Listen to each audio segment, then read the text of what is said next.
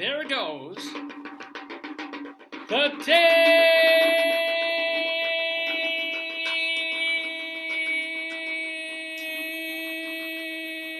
Good morning, everybody.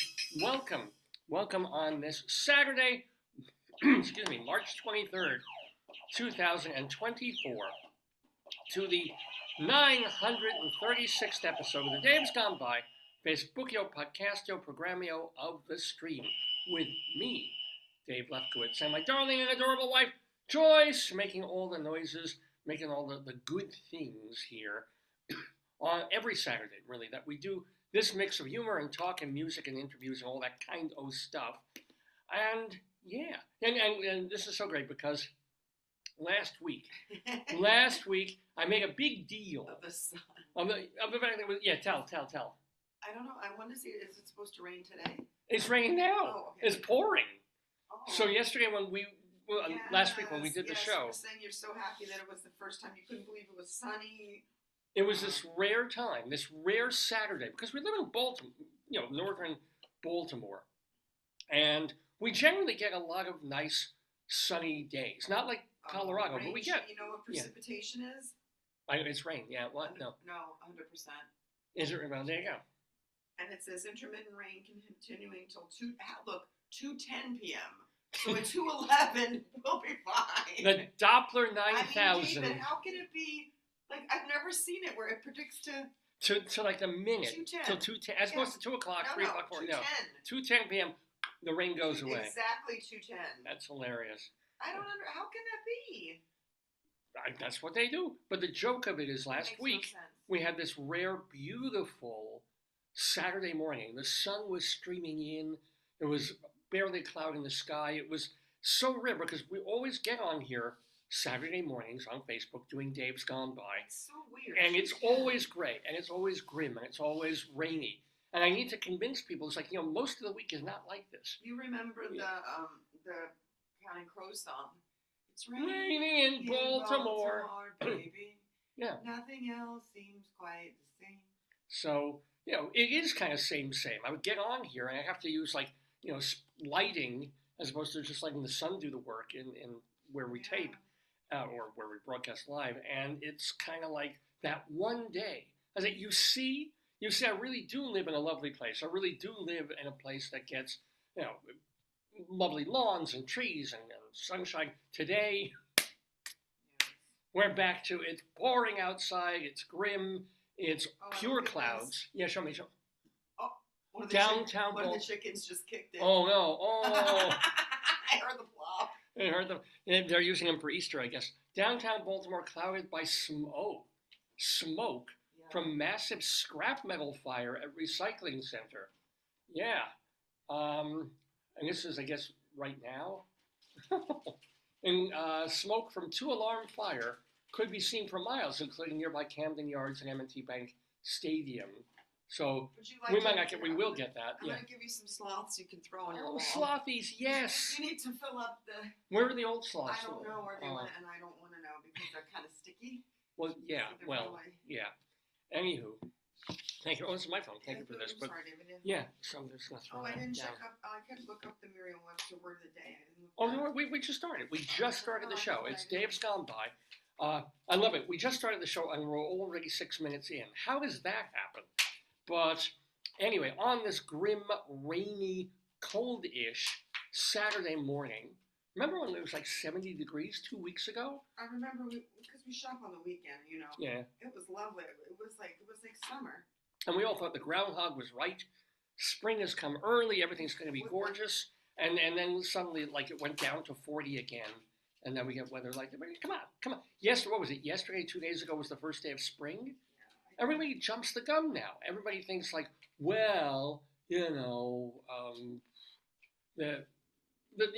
we're so used to the stores, pre-stocking. They have Easter stuff here. Yeah, so Halloween begins in August. Chickens? You want some backup chickens? Well, these are not going to stay. I'm going to throw these against the wall. Would you like backup chickens? That's the question. Don't open a new chicken batch because they're fine. It's just tape won't make them stick. So here, let's try this sloth. This is a sloth, and what's cool about him, this is not underpants.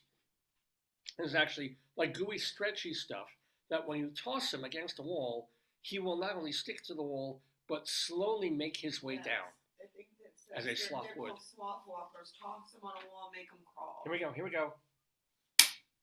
Okay, so there he is. Aim one high so it can. Yeah, well, yeah, eventually it'll come down. That's right. Here we go. Wow. Well, not that high. All right. Let's see. Oh, they look cute. Look how you did it. They look like they're at the disco. Yeah. Whee! So, and what will happen is they'll slowly unstick from the wall a bit, but they'll flip down like sea monkeys. Look at the one's leg is like inward. Look. He's like this. Whee! Like kicking his leg sideways. He may have broken his leg and being slammed against the wall. That would happen. That could happen. He may have wrenched his leg. Unfortunately, I've got to sit like this now in order for you to see them make their progression down the wall. But anywho, so that's today here in Northern Maryland. My wife and I are doing this 936th episode of the show. It's called The Suzuki Method. There's nothing to do with music.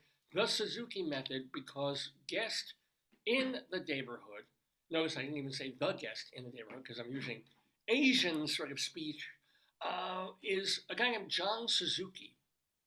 And he's this fella. I met him months ago at a conference, shall we say. He was working as a waitress in a cocktail bar. That's right. He didn't want me, baby. No, but we met at a publicity summit, is what they call it. Oh, yeah. I never had a chance to have him on, so he was back at another summit that I went to this past week.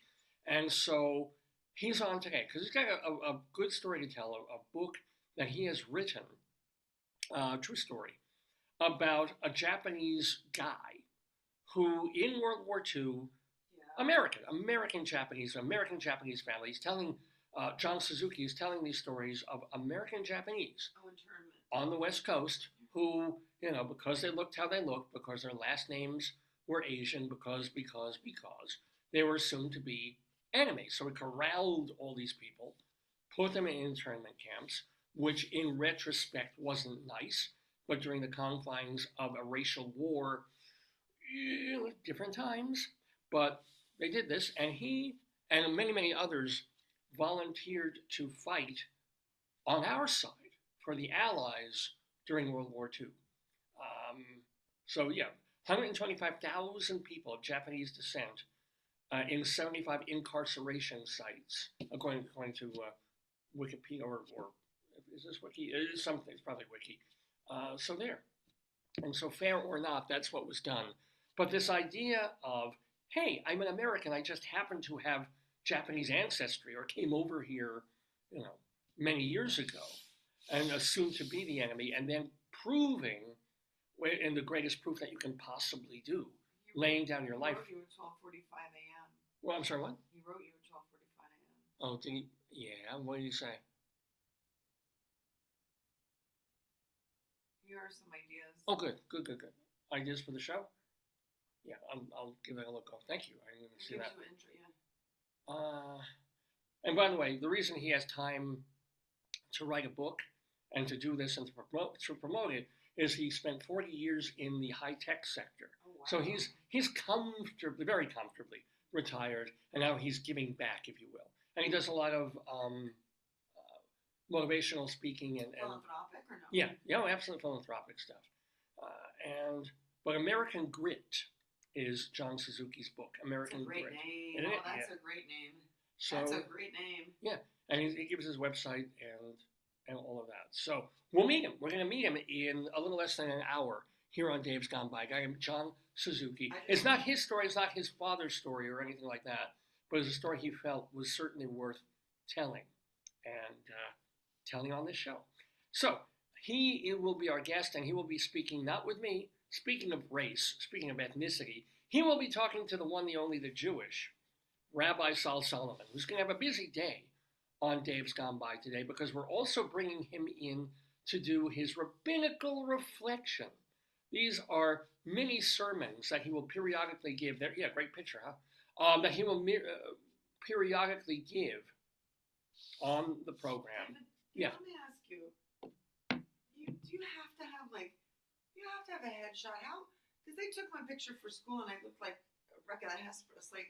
No, it's a decent. It was 15 years ago, but it was that one. No, not that one. The one that you're critiquing, I actually like. It's one they took recently. How do you get a good picture if it's not a headshot? You hire when if it's not a headshot. You gotta hire a. If you do a regular, very simple. You take 100 pictures, and out of those 100, you're gonna find 3 or 4 bird. Yeah, but you have to. Oh, there's a junco. Those baby birds, like they're. Oh my God, David, they're the very small ones. There's a junco bird there. Yeah. And also, I was reading a little while ago.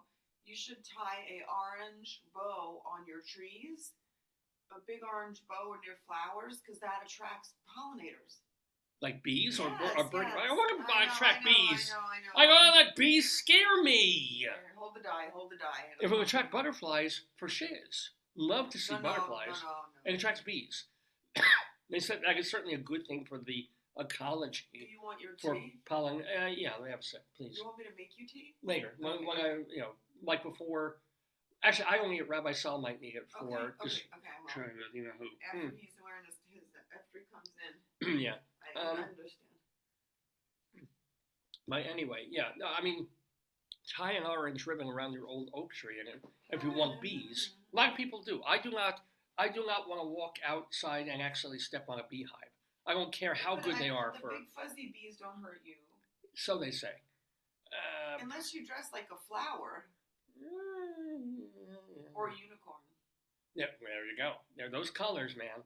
So, but I was telling you about Rabbi Sol Solomon, that he does these sermons, these mini sermons, about 5 minutes long or so, where very often he'll talk about the world at large or issues in Judaism. But today, not so much of that. It's Purim almost. Tonight begins the Jewish holiday of Purim that goes into tomorrow. And Purim is a fun one. Purim is one of those rare Jewish holidays that has a happy ending. Well, actually, we're still here, so they all have a happy ending per se. But generally, it's a good time. You're supposed to get drunk. You're supposed to dress up in costumes. You're supposed to dance around and read the story of how, once more, we were saved from annihilation. So Rabbi Sol is going to tell some jokes. Yes, yeah. Is this about me or Rabbi Sol? Oh, that's both the of word us? of the day. Oh, all right, hold on. I'll get to it. So Rabbi Sol will be offering his Rabbinical Reflection, but they're going to be Jewish jokes, as he likes to do periodically, all in fun. So he'll be doing that and talking to John Suzuki on this episode of the show. Also, Joyce has found our Webster's Dictionary Word of the Day. So here's the deal. We do a segment called Dave's Big... Oh, sorry. I'm going to find it in here. I'm sorry, David. Yeah. Dave's Big Dictionary, where Joyce will randomly find a word and then point to it or pick it out, and then I will have to extemporize about it for a couple of minutes to sort of say whatever comes into my head, whatever that word brings, whether it's very direct or really tangential and disconnected, it's kind of like on me to make up stuff. I don't think it's in your dictionary. Pedantic is not in the dictionary? P-E-D-A-N, right? Yeah. It's not here. Maybe pedant is in there and pedantic is Pedant, yeah, person, yep. Yeah, okay. Well, could you... Oh, I'll read it. Okay. Here's the Merriam-Webster Dictionary of pedantic. Phone first, probably. All right, hold on. All right, here we go. What? Let me set my cookies. I do not want cookies on this. What the? Look, this is what happens. I go to look at the word pedantic. It gives me Reinbach. No, give it to me. No. I don't want Reinbach. Right here. Unless it'll help my shoulder. Here we go. Okay. Pedantic, which is an adjective, of course, and it's pedantic. P as opposed to p. I said pedantic. Yeah, but like they have P-I-H. Pedagogy. P. Right. Pedagogy. Pedophile. Like Pelmoldivar. Pedantic sometimes, pedantic describes someone or something that exhibits the characteristics of a pedant. That is, a person who often annoys other people by correcting small errors and giving too much attention to minor details.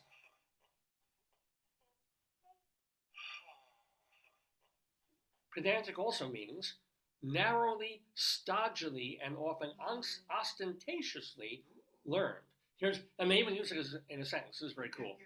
Their habit of reminding fellow birders that the bird is called a Canada goose and not a Canadian goose came across as pedantic rather than helpful. Yeah, absolutely. Several attendees walked out of the lecture due to the pedantic nature of the presentation. And you know how I love the word peduncle, right? Which is on a manatee. And here, look that one. Is peduncle their little fin? It's like this weird thing that guides them. It's yeah. Please. Peduncle. But that's not the word of the day. Watching that show and that detective looked like a manatee. Yes. That was cute. But I love the word peduncle. But today's word is pedantic. I'm writing it down so I remember. And the definition in this version of the dictionary is, I hope the same, a person who makes a show of knowledge. A formal, uninspired teacher, aka his piano teacher, was a pedant. So pedantic is the adjectival form of pedant. So that's really not a helpful example. His piano teacher was a pedant. You would figure when you're giving an example of something that you would have something that is more clear. The tapered area before the tail. The what area before the tail? Tapered area before the tail. Bulbous also tapered. That's right. So pedantic is going to be the word of the day in our Dave's Big Dictionary segment. So we have that on the show. We also have Greeley Times, where, excuse me, thanks to the Greeley Tribune newspaper, a real newspaper out there in northern Colorado. Hold on, Joyce has found a manatee.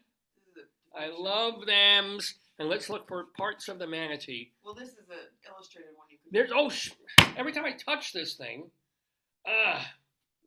there's back to downtown Baltimore. But there's a thing right before the tail part that is called the peduncle. And it's cute. Every part of a manatee is cute. Don't you love manatees? I don't know. It's my phone. It's a T-Mobile thing. The rotation should be off. So Joyce is turning off the rotation. While she does that, Greeley Times, which has to do with a column that appears weekly in the Greeley Tribune newspaper, and it's based on real stuff. It's people who call the police, call the police department in northern Colorado, like Greeley and Evans and Johnstown, to report something crazy happening in the neighborhood. But the thing is, sometimes the phone calls are crazier than anything they're actually reporting. Well, all of this is public record. And the newspaper gets this info from the police department, strips the identifiers out, and publishes the funniest ones. Hold it on the side. We share them with you. Hold it on the side. Okay, and here we go. And then you see the peduncle on the Oh, look at it! I'm trying to get the words on there. Here's his flipper. We like that, right? Right? And then the peduncle. It's right before the tail, I think. Yeah, his fluke. Did you know that a manatee's tail is called a fluke? I did not. That's no fluke. It is a fluke. Yeah. Manatee. Love manatees. Look at them. Oh, those are eyes. That's an eye. Yeah. So cool. Anywho, and what else? What else is there? Oh, Bunyan Watch. We have Bunyan Watch today. This is where I almost bought shoes this week. We'll talk about this because I have no life, and this is the thing I talk about on the show. No, you had beautiful. Wait, don't leave that sentence hanging. I have beautiful what? You're beautiful. I thought there was a picture of a baby sea cow being fed by National Geographic, but you have to log in. I know National Geographic fed baby sea cows. But anyway, so many months ago now, I had, on my first day of teaching for the fall semester, I had basically new shoes on. And it was rubbing on my... Yeah. Somebody asked, can manatees be left or right flippered? You know how we're handed? Oh! That was the question. And? They don't show any dominance on flipper. Oh, because it's all one thing. Here. The peduncle is the base of the tail where it connects to the body of the manatee. That's the question. FAQ. The FAQ about peduncles. Manatees look really fat. But as they are not, after all, they feel the cold. Is this fattiness actually muscles? Good question. Although they're big, they actually have very little body fat. Oh, what the hell? In cold water, they've developed insulation. A large part of their body is the gastrointestinal tract, which is the stomach and intestines. About 20% of their body weight, which is for the food they digest. Researchers believe the manatee size probably evolved as a result of being aquatic and having a plant-based diet. The plant manatees eat have low nutritional value, so they make up for it by eating a lot of They them. eat a ton. Of course, they literally eat a ton. Right. This is very helpful. I wonder if there have ever been manatee lives saved who have digestive problems where they had like stomas and colostomy bags. Like a colostomy bag's the size of a room. Do manatees sweat? Would they? They don't sweat. No, these are I think children's. Do any fish sweat? Sirenians? What's that? Oh, sirens. People used to confuse sailors. Not very bright sailors would confuse manatees with mermaids. Oh, can manatees and dugongs mate? Can they? It says they've never been kept together in captivity, as far as they know. Why it not? Says male dugongs are a bit territorial and probably wouldn't even share a tank with manatees. Wow, excuse me. Yeah. Well, excuse me. It's like the North and South Vietnamese, the dugongs and the manatees. Habitat protection. Da-da-da-da-da. Da-da-da-da-da-da. Hey, dugong, floating highward. Stay away from me. Don't know where I'm going with this. Have no idea where I'm going with this. Any more manatee information there? It's just interesting. It's like things kids ask. Those are the cute ones. Well, they're more than cute. It makes you sort of think, how do you do manatees swim? Wait, do manatees? No, they couldn't possibly. Also, manatee babies do swim. When they come out, they swim. They said or else they die. Yeah. The kid had their kids. They asked. Right. Okay. Well, yeah. They do swim. Although we don't even think we think of more of them floating rather than swimming, because they move so slowly and kind of. But I guess they're swimming. They got flippers and they've got their fluke and they have their peduncle. See, this is an educational program, ladies and gentlemen. Dave's gone by every Saturday here for your dilection. Is that the word? Yeah. Oh wow! April 8th is going to be a solar eclipse. Oh! I didn't know that. I don't know where that is. Hey, you know what March 31st is? What? March 31st, according to the calendar on the Wegmans supermarket. Oh yes, the legitimate. You want to say it? Want to say it? I'll look it up. Because I don't What's think the name of Wegmans it? is. Yes. Okay. What is Tater Day in Maryland? I think it's everywhere, not just Maryland. This is National Tater Tot Day is February 2nd. That's different. Tater tot is different. Yes. Tater tot is more of a Holocaust-y sort of a day. National Tater Day, March 31st. Yes. Kentucky's having something here. And Nelly's sports bras. Sports All right, I'll look at that. A tater tot. No, the tots, not the tot. Although we did have the tater tot You're going to get something people on jump here. up, so don't worry about it. Well, I have to accept. Do you want me to accept? No. So manage options. Just no. I'll get again. Opt out or whatever. Yeah. I don't know why your phone keeps turning.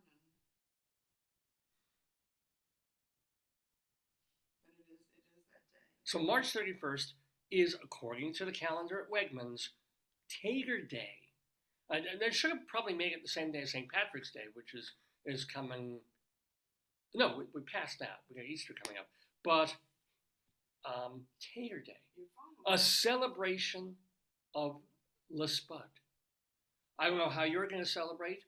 I don't know why your phone keeps turning. Is the rotate thing off and it's still rotating? It's still doing it. I can't even begin. It's T-Mobile. My phone does what it wants. It's not exactly top of the line.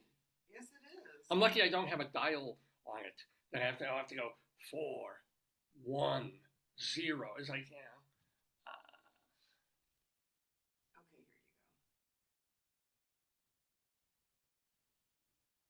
Okay, here you go. All right, here we go.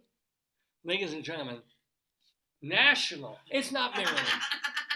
National, I can't, if I point it down. Here, just click on the image. National Tater Day. Sunday, March 31st, 2024. See, that'll help you. Look at That's that. the image they had at Wegmans, too. Look at them. So round, so firm, so fully packed. Do visit that site. You could.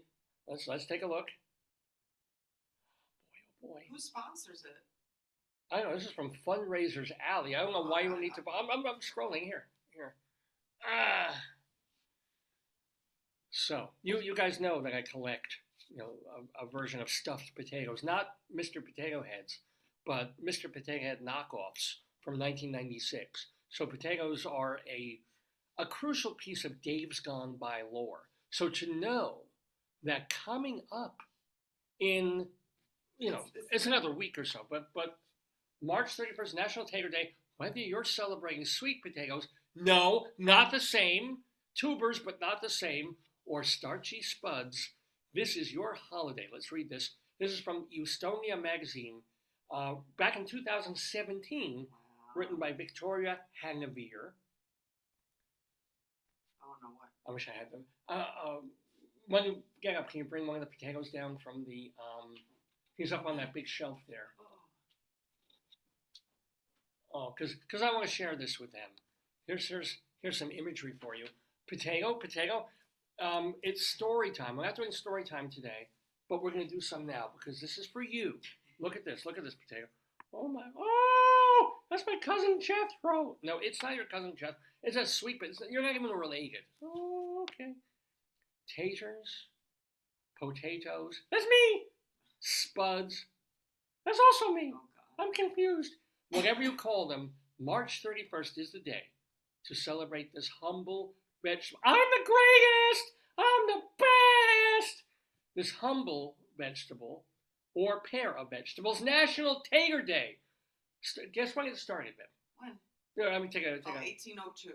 You know what? Close enough. 1843. Whoa. Seriously. Is that like 6 or 7 years ago? Understand that potatoes are not the brightest bulbs. What? It celebrates the beginning of spring.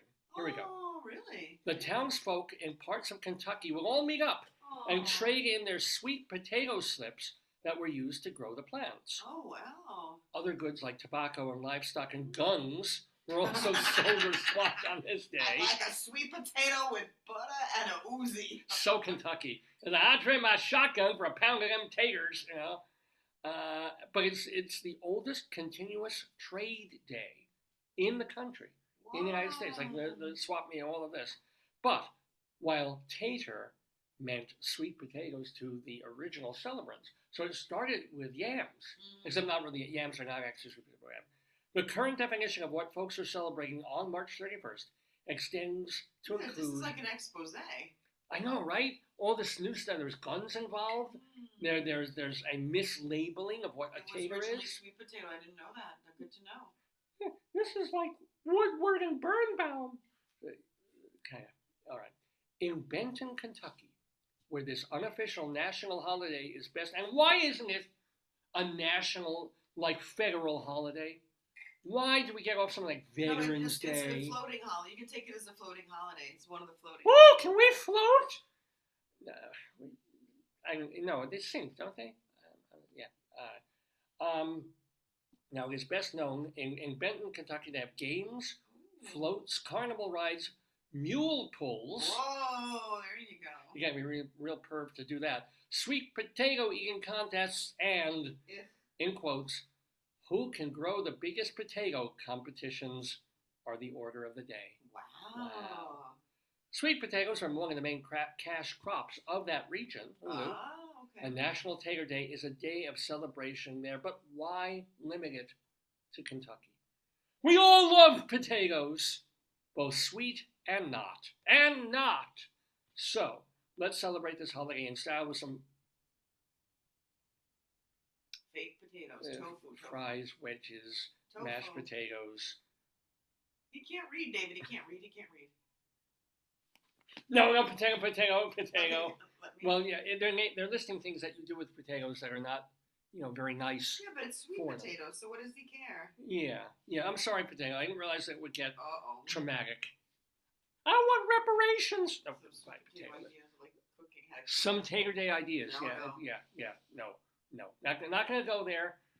Oh, you read this. Read the few potato facts that'll come. Here are a few potato facts. You're going to love this. You're going to sorry, potato. We'll no, you can. I'm just giving you more with the phone. There are over 100 Wow. potato varieties in the United States and more than Really? 4,000 worldwide. That's crazy. I come from China land. He Good, does. He does. yes. His tag is from No, but China. he's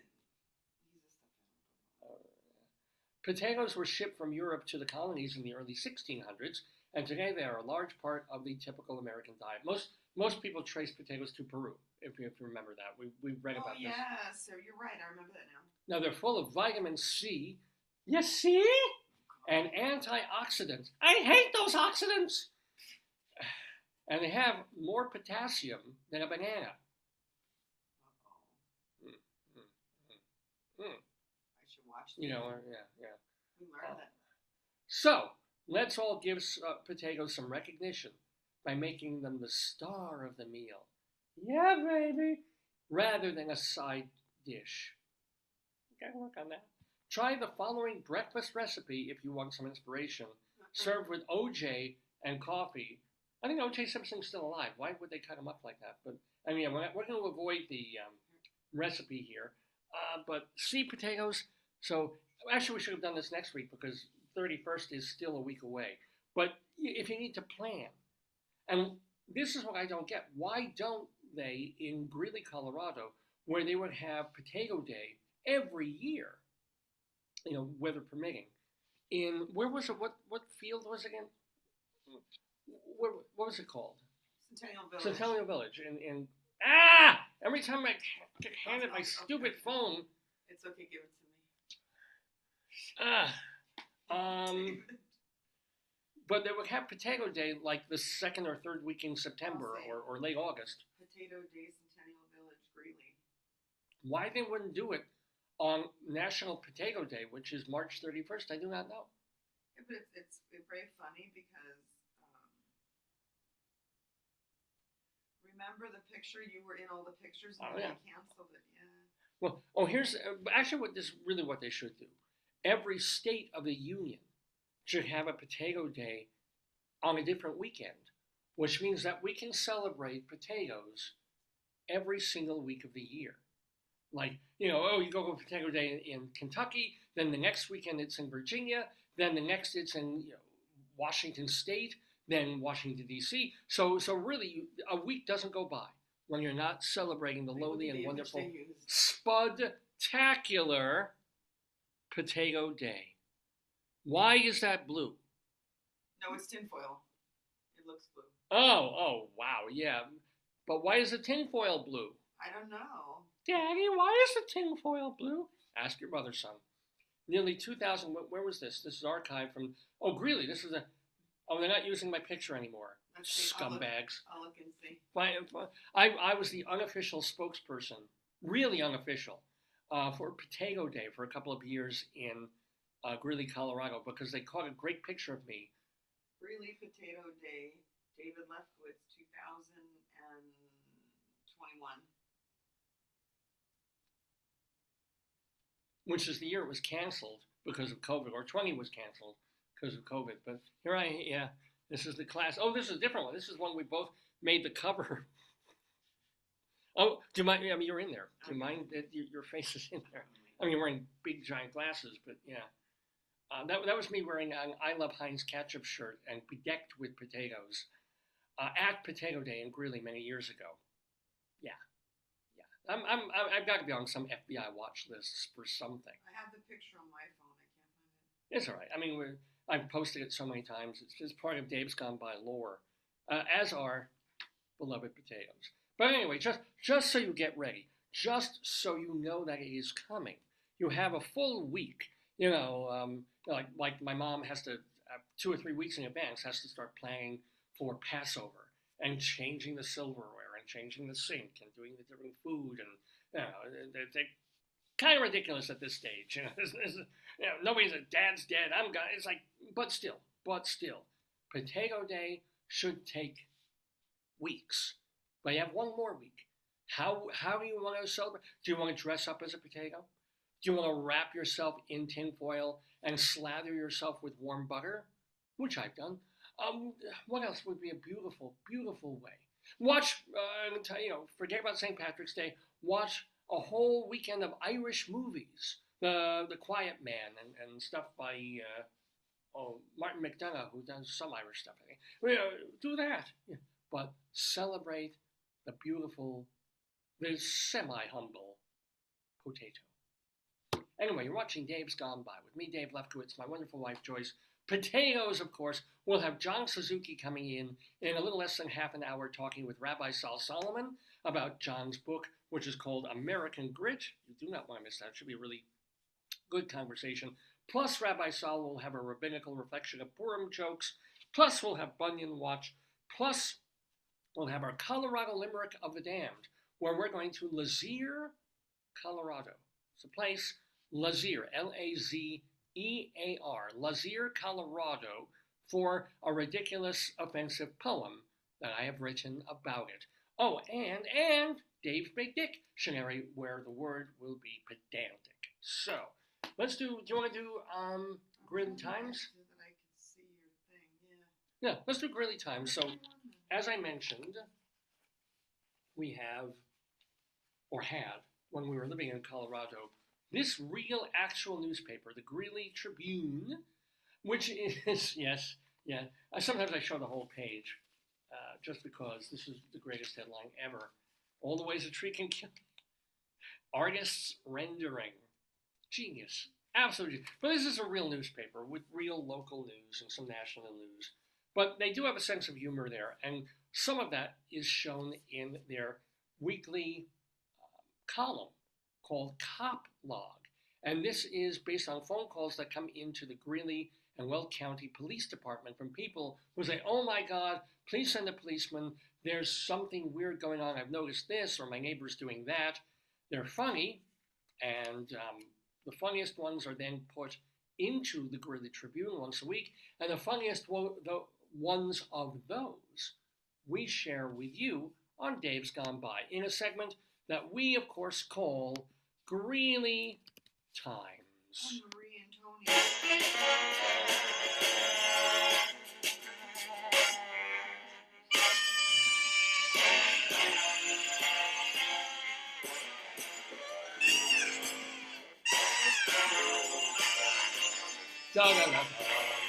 Thank you, by the way, to Marie and to Tony for the thumbs up for the show this morning. Both of them friends of the Daverhood, so it's great that they're watching. Great to see you guys. So, yes, it is Greeley Times calls to the Greeley Police Department. We'll begin. I took my glasses off and I got to put them back on again. Here we go. Hey, what is it with Greeley, Colorado and machetes? A caller at 9th Street. Wait. Oh. You also have the bum things, but yeah. Oh, I gotta get that. Let me get my potato phone.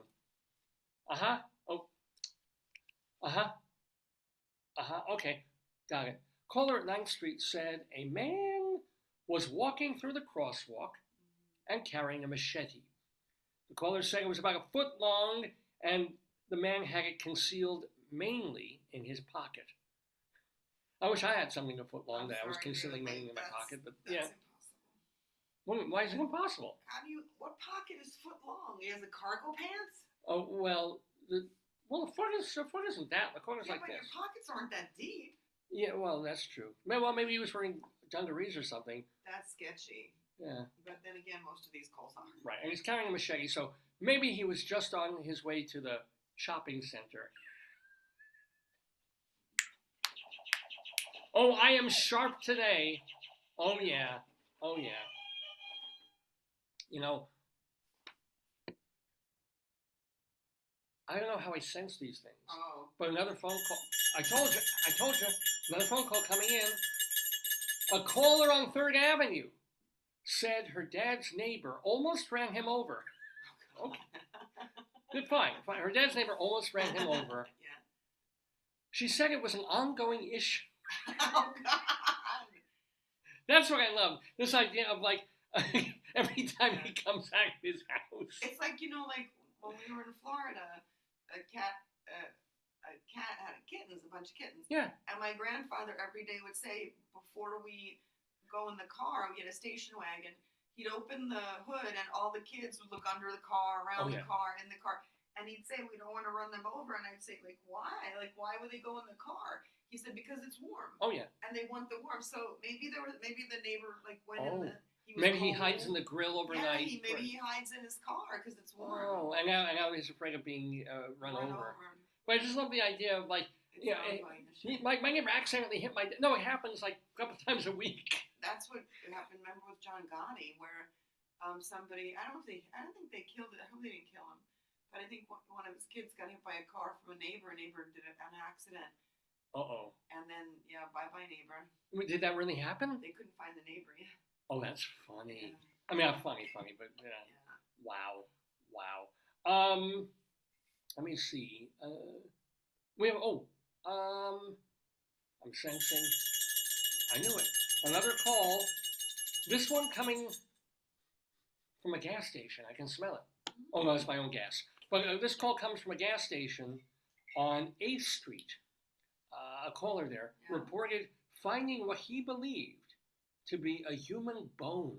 Oh, God. Between the side of the building. Oh, my God. And the gas pump. Yeah, but wouldn't it be maybe an animal bone?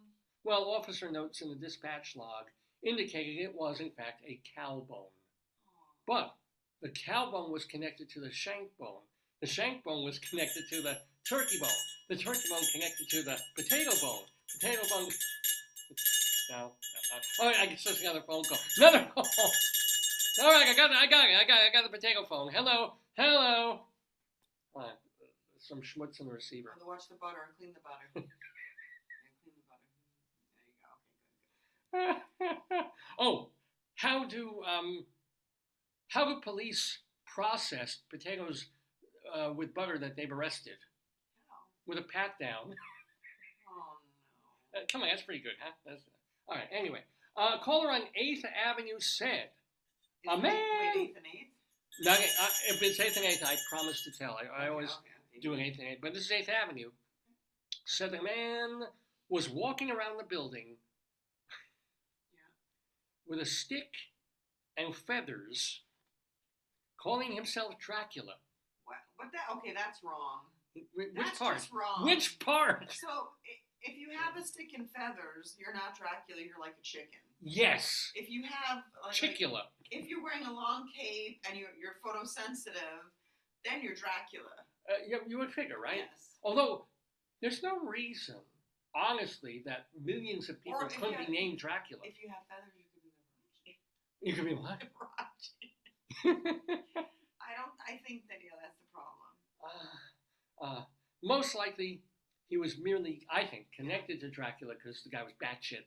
But, Did they believe Dracula could become a bat? Is that part of Dracula? Is that, that he would... transform? Although I still don't understand, I don't remember if that was from the movie or the Nosferatu things. Yeah, he did turn into a bat, which makes me wonder why he would lie down in his coffin and sleep if he could just go hang on a tree and mingle with other bats.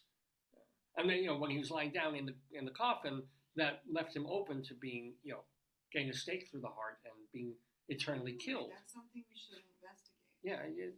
Yeah, absolutely. Yeah. I should call the Greeley Police Department and ask about this. Yeah. There's a caller on 2nd Street. See, I'm so psychic. I'm predicting the calls now before they come in, before the phone even rings. The caller on 2nd Street said the former owner of his trailer, for owners, plural, of his trailer, were underneath it. He said they stored things under it and always came to get them early in the morning and late at night. It's just like instead of renting a storage facility, they go back to their old thing. That's clever. All these shows talk about tiny homes and maximizing space. If you're going to store stuff under it, that's brilliant. How much room is there? I guess, if you've ever seen those buses when people go on things, they store, I don't know. We don't know what kind of stuff. You could put clothes under there. You couldn't put a canoe, but you could put clothing. You're right. You could, I think that's clever, but I think they should have made some arrangement that they would have taken that when they left. Yeah, they should have asked permission. That would have been nice, Yeah, it's kind of creepy. What was the thing about asking permission in the... Oh, there was... I'll take a couple of minutes about this because there was a story in the papers, I call it. It's not even papers anymore. about. I mean, how do you feel about this? I mean, I know I'm on. See which side of this you're on. Yeah. So there's a bagelery in New York, a place that Yeah. bagels, and they don't sell everything. Yeah. So they would put all their old bagels out, or not day old, not Yeah. half day old bagels out at the end of the day in front, in the back or wherever they put them. And then this guy, this neighborhood do-gooder, would come in and sometimes get like 200 bagels. Oh my God. And not resell them. He would take them and distribute you them. can donate them. So like every place, every school, every business, if you have unused food, I guess some things they can't pick up, but I would assume bagels, because they're meant to be eaten like that, you could donate them to like a shelter or do something with them. Yeah, like a food harvest or something. Yeah. So this guy's noticing that they're not doing that. That's weird. Yeah. Well, and he collects them, puts them in, grabs them, and distributes and whatever, and gives them to the poor, right? But what happened was the bagel owners, because what would happen is there'd be bagel wrappers all over the place and a mess, and people would eat them, and then they started pouring chemicals and like putting smearing and garbage stuff on these perfectly good bagels so that they wouldn't be taken. That once they're garbage, they're garbage. I hear of that? And the guy who is, it's not a lawsuit or anything. I heard of that. But the guy is saying, why would they do that? I'm feeding the poor. It's not costing them anything. And I said, no, it has cost us already 2 summonses from the state of New York for garbage outside our thing. What I would suggest is that they come together and they find, like, because I know I worked at one place and I said, what do you do with all the food? It was our school cafeteria at the prior institution. Yeah. I said, we have so much food left over. What do you do with it? Like, do people take it home or what? And they said no. Like, what they do is they donate it, but they explain like a process of it. And because lawyers have spoiled everything in this country because everyone's afraid of getting sued. Not sued, but you don't want people to get sick. Like, if it's like, and then I know that a lot of the kids, when we have parties and stuff at different places, the servers take it. Like, so. Oh, sure. Small, yeah. So I would say, like, honestly, they should just get, like, if it's New York, it's like God's love we deliver for HIV. Mm-hmm. There's like probably senior centers and take it, older adult centers, like. But that involves, it doesn't involve a lot of coordination. And then if one person has a gluten allergy. No, but that's not and true. eats a bagel. I think I think they make it so that when the company picks it up and distributes it, they're okay. I think it just. Oh, that'd be all right. I think it. So, I mean, it would be nice if the bagelry made that kind of a deal. Yeah. But they didn't. And I don't, but this guy's like, I'm saying, they said, look, we'll sell you our old bagels for $1 a piece instead of $2 a piece. And I said, no. Then go away. And don't be grabbing our garbage, redistributing it, having people leave schmutz all over the place. When you put something out on the curb, it's public. That's what I remember. It is public, yeah. But also, it's an invitation to mice and rats. So if you put chemicals like rat poison down, keeping away vermin. They used to do that in the dorm. Like, people would say, I'm going to put stuff in my food so people don't take it. And I just, because I used to eat chicken and I would get frozen chicken. Yeah. And somebody took it and put parts of it. And, I put a note and said, if you need this food so badly, you can ask me and I'll give it to you. Don't take it. There you go. And then people would say, oh, do you have anything? Like, and that's fine because, I understand hunger. Like, but I think that, there's a way it could be worked out that you don't have to put poison in food. I think both sides are a little wrong on this. Yeah, but the store made the bagels. Yeah. The store did it, and it is their right to distribute. If it turns into garbage, why not that's sell like day old? The one bakery down here, I went when they first opened. Yeah. And I was like, oh, I want to try different things for you, or I like different. Well, yeah. And the man said, well, look over there. It's like day old stuff. And you get 2 for the price of 1. He gave me 4. Yeah. And he just loaded me up with a bag of and it was like one day, and you know what? You could buy something from the grocery store, it could sit in your house for 3 days. Of course. It's not like, and even if you go to the grocery store, it's not like when I buy mushrooms, from the bin, that they're going to empty out all the old ones every day. Exactly. So, I feel like. And listen, one time I was able to try a caramel squid bagel. No, you love their stuff. It was I know. And the man was so nice. He's like, take another one. I'm like, no, I don't want that much stuff. He's like, no, they're day old. Will your spouse eat them? I said he would love this for breakfast. My spouse is a vacuum cleaner. No, he said, he said, take it. He said, and I said, I don't really, you know what? He said, please take it. And they were delicious. Right. So yeah. So, I mean, again, it would be nice if the store did what A, B, and C, but they are not obligated to. Yeah, and I think the guy's kind of a douche. I'm sure they know, like, any store is going to know their legal rights. I mean, they're going to, I'm just checking to make sure. Yeah, no, the guest has just logged on, so we're good for 10 o'clock with our guest. No, but okay. But I do want to do it elsewhere, because we do this also in Greeley Times, where we have an item, a criminality, an odd news kind of item that doesn't come from Greeley or northern Colorado at all. We always save one odd news piece for Greeley Times. And this one, we go elsewhere to St. Louis, Missouri. St. Louis, Missouri, where this story comes from. You know that here on Dave's Gone By, we love really stupid world records, right? Well, it's not even a phone call. No, well, you can ring the bell for victory, for the fact that we have a latest world record here. The City Museum in St. Louis successfully broke a Guinness World Record, this is about a week or two ago, by gathering 355 people. What do you think they did, babe? They made a polka party. Polka party? This is about on that level. Oh, wow. 300. I think there have been bigger polka parties, actually, than that. Oh, that's pretty substantial. But in beautiful Missouri, I assume it's beautiful, I've never been there, they got 355 people at the same time to wear underpants on their head. Oh, nice. Oh, wait. I can help you with that. Can you? Oh, can you? Hold on.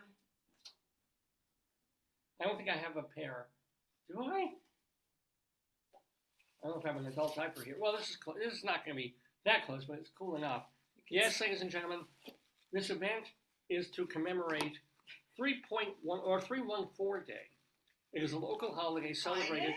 Pi Day? It is 3. Why would you put underpants on your head for Pi Day? Well, here's the deal. On March 14th, aka 3-14, because St. Louis area code is 314. But what does that have to do with underwear on your head?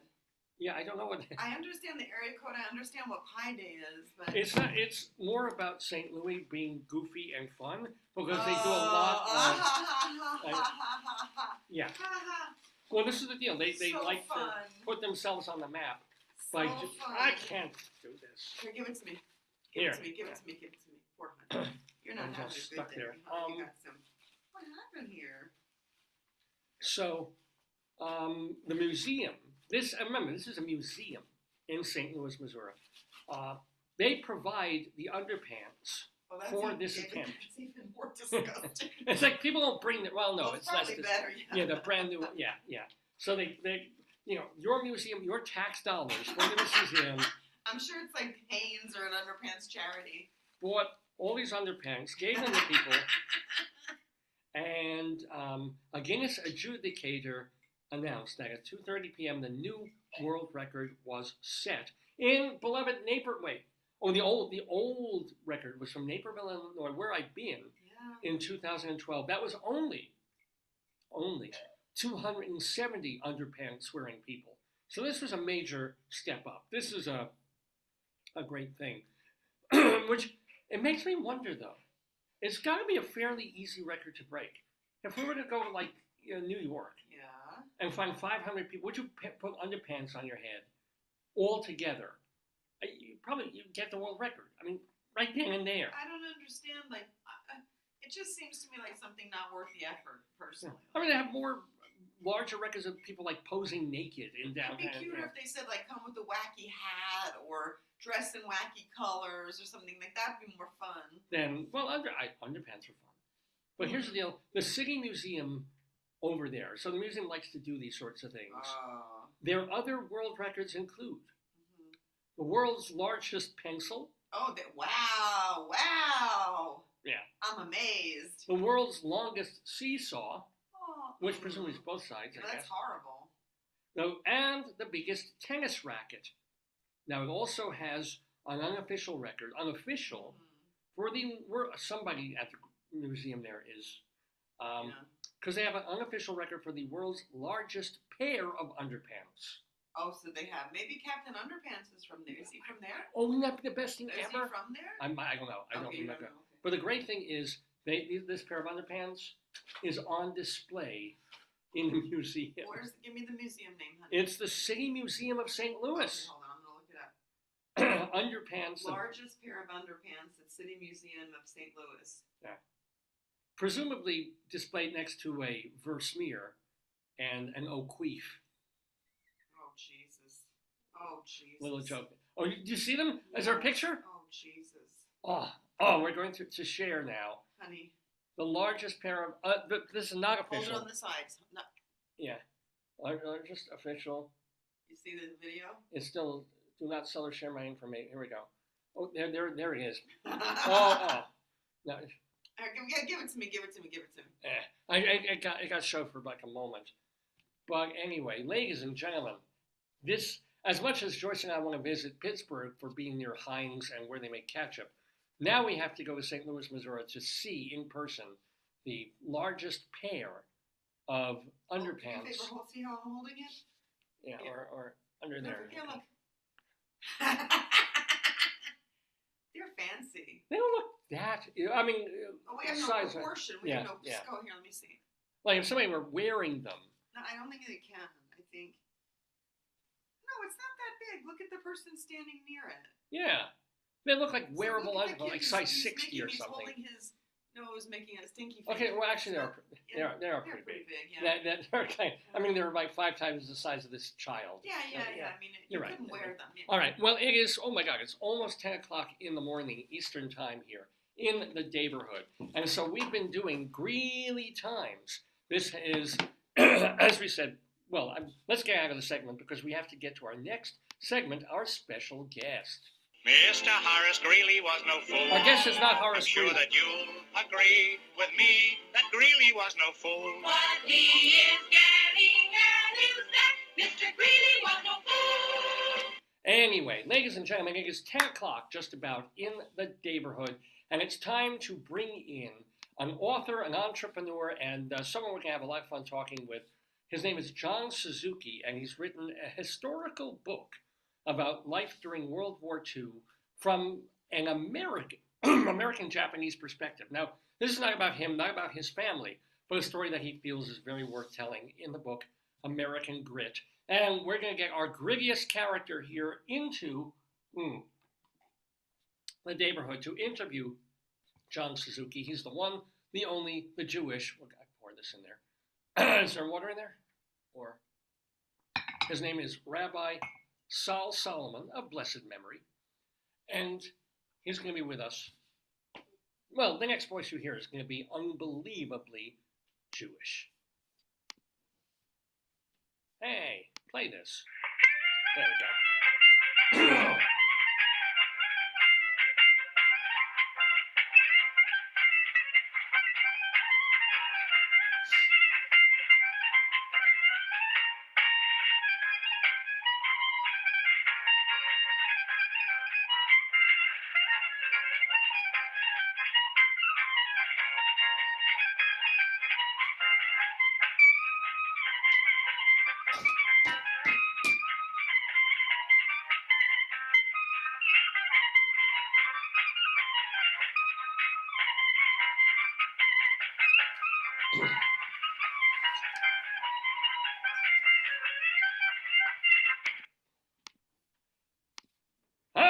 Shalom, my friends, and shalom, my enemies, and shalom, everybody in between.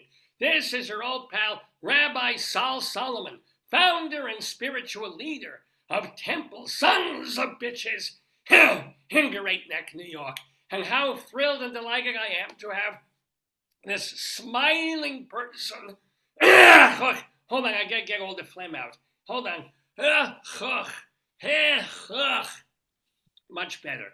This smiling person, John Suzuki, into the Daverhood. Now, he's an entrepreneur. He's also been a guy in tech for many, many years, but he's using his third life, his quote-unquote retirement years, to to spread the word of good things, to be a sort of motivational, to have better things going on, and to tell what he feels is an important story and not told enough story of World War II, particularly of Japanese Americans who were interned unfairly in this country, treated like, scary foreigners, if you will. And, how would you feel if your country did that to you? And yet some of these people said, you know what? It's a terrible war. The Axis is even worse than what we're being treated like here. Let me go fight for the Allies. So he's written a book about someone and several people who did exactly that. The book is called, get ready to hold that thing up, American Grit. Show that thing. There it is.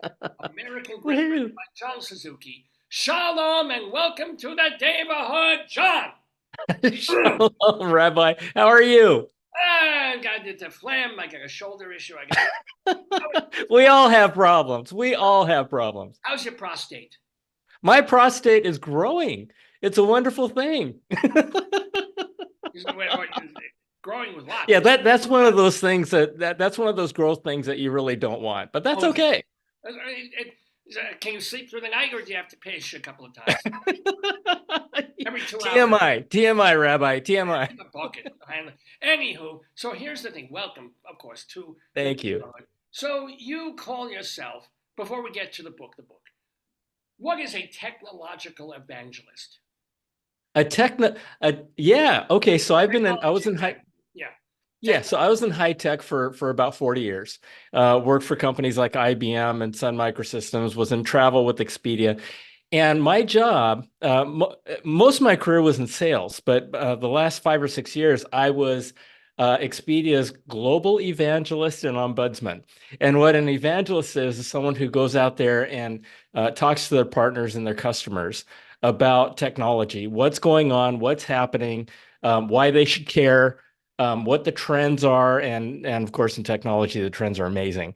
So that was the evangelist part of me, and the ombudsman part of me was to get out there and have big ears and to listen to my customers, listen to our partners, get the information in terms of how we could help them, and take it back to the leadership of the company, and they did something about it. So it was a lot of fun. I traveled all over the world, and it was great. So I'm curious about an actual example, because we all know all these different travel websites. What was your way of making Expedia stand out from, Travelocity, from Hotels.com, from this, from that? Yeah.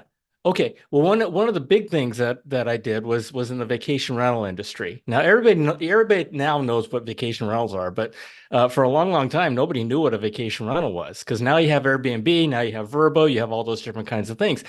And so bringing vacation rentals into the mainstream of travel, into e-commerce, was something that is, imagine the guys, the Yellow Pages guys one day saying, hey, listen, well, let's stop the Yellow Pages and let's become a full e-commerce marketplace.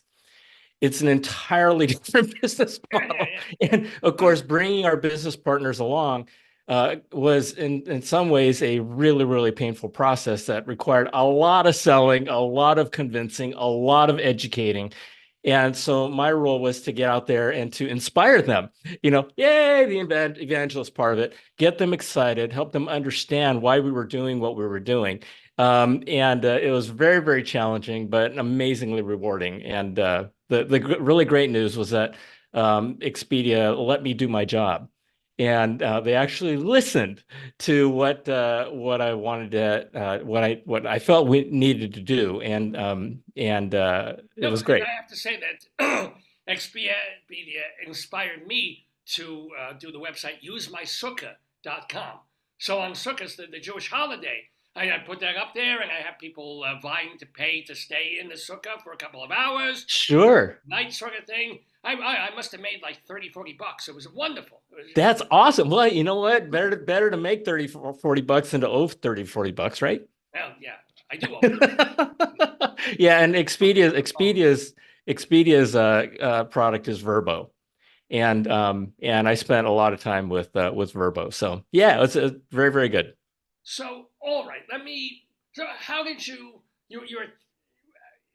not so much a tech guy as someone who explains tech to people who. So you weren't like an engineer or making all those things. You were No, no. My selling. job was to understand how tech applied to our business partners and our customers. And we built technology that our business partners used. And so it was educating them on what all that meant and why they should care and why they should spend the time to implement the stuff we were building. So what? So, How did your background lead you to that? What did you study in college? Where did you come from? Your early years, if you will. yeah, in my early years, so I graduated from high school in 1979. So I've been around for a long time. And my first computer class was was using punch cards. Wow. Yeah, the reason why I got into technology was because of the K key.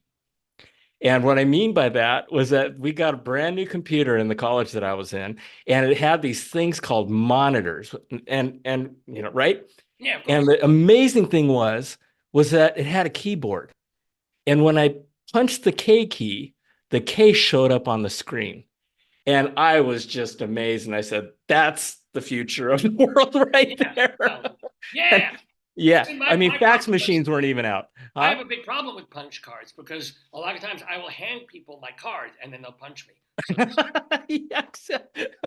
Yeah, yeah. Not quite those kinds of punch cards, but yeah. So and my first job was with IBM, and I've been in high tech ever since. And so yeah, my high tech sales. And so I learned all about communications. I learned about understanding customer needs and how we could help people, and that naturally kind of flowed into the role of evangelist and ombudsman. Um, and uh, but and once you we are lived happily ever retired, after. now you're retired, you're comfortably I am. living, you have a family, wife and kids and all that sort of thing. Yeah, grandkids too. Yeah. Met Mazel Miklik. This is so it's a wonderful. So you chose in your post-work tech Yes. ombudsman years Yes. to write a book. Yeah. Here's the thing is that I believe that we all have three careers, Rabbi. I think our first career is to learn and go to school. The second is to earn a living for ourselves and our family. And the third is to return and give back. And so my whole thing was my whole life now is returning. And I think we all have a common purpose, share a common purpose to make the world better than the day we landed on it. See, the problem is And I have not to interrupt, but I totally anticipate three careers in my life. The three: prostitute, rabbi, back to prostitute. yeah, yeah, Okay. what comes around goes around. Yeah, Absolutely. yeah, as well. Yeah, around, up, and under, and you don't want to know. But so you've done. So now you're in the giving back phase. I So am. are you a philanthropist? Are you a motivational speaker? What do you do? Yeah, so I wrote this book Yeah. as part of you know I call it a passion and a it was something that I'm supposed to do. It was a series of miracles, and I'll call it divine intervention that got me to writing that book. And from that book, I just and the book is all about tragedy. It's a love story, really, and it's about the Japanese Americans during World War II who were thrown into concentration camps right here in the United States. Could you Um, maybe not? I know the word is the correct term, but yes, as a Jew and as someone yes, who knows World War II, that is a loaded term. We like to I use understand. internment camps, what they were, and I know there's a difference between a concentration camp and a death camp. But if you're talking about concentration camps, I want you talking about Auschwitz or Belsen Okay, or okay, so for that's these two totally terms, fair. yeah. That is totally fair. And because I'm a man who calls it like I see it. And I don't call the concentration camps of Europe concentration camps. I call them more death camps. I call it, I mean, they by definition, my definitions are correct. And but I understand, I mean, I would call the Auschwitz vernac- a Jew destroying camp, but that's Harvard. No, I'm kidding. I'm kidding. yeah. But Yeah, exactly. But right, I mean that's more accurate than to me than the term concentration camp. I mean, we're using these euphemisms, and so I won't use that term anymore. So we had these camps in the United States. We'll call them internment camps because that's the popular vernacular or the euphemism for that. And they were thrown 120,000 people of Japanese ancestry, including 50,000 babies and children, were rounded up, were evicted from their homes on the West Coast. They were evacuated and they were thrown into these camps in the middle of nowhere where people do not belong. And they were thrown into those camps simply because they looked like the enemy. They looked like the enemy. And so my book is about that, but what it's more about is not only the tragedy, not only the horror, not only of civil rights being taken away, but it's about men who volunteered out of those internment camps to fight and die for the United States Army, who put them and their families in those camps to begin with. And they went off to fight for America while their families stayed in those camps. And they went on to become some of the most decorated war heroes in the history of the United States. Now, they didn't put them in the Eastern. They had them fighting Germans. I imagine they would not have put them in, the Japanese area. Right. So that's really interesting, Rabbi, because they did send most of them to the European theater to fight against the Germans, but they sent 6,000 of them to fight Japan. These are Japanese Americans fighting Japan, and they served in what was called the Military Intelligence Service. And this was a top secret group of people that was classified until 30 years after the war. And they served as interpreters, they served as interrogators, negotiators. And these guys were embedded with the American Army. They were part of the American Army. And the amazing thing was that at that time, Japan viewed everybody, the emperor viewed anybody who was of Japanese heritage to be a citizen of Japan. So as these guys were fighting Japan, if they were captured, they were killed as traitors. And so, right? So it's not so crazy, though, that the United States viewed people of Japanese descent as potential traitors because Japan's own country saw these people as Japanese and as part of Japan. So, it's a little ironic there. It is. But, the concern that Japan viewed these people as their citizens had nothing to do with the decisions to, throw these people into these internment camps. And so, some of them did fight in the Pacific Theater. And what was really interesting about that is that when the war was over, they were right there to help rebuild Japan, and to help with the communications. And they were there when Russia wanted to do to Japan what they did to Germany.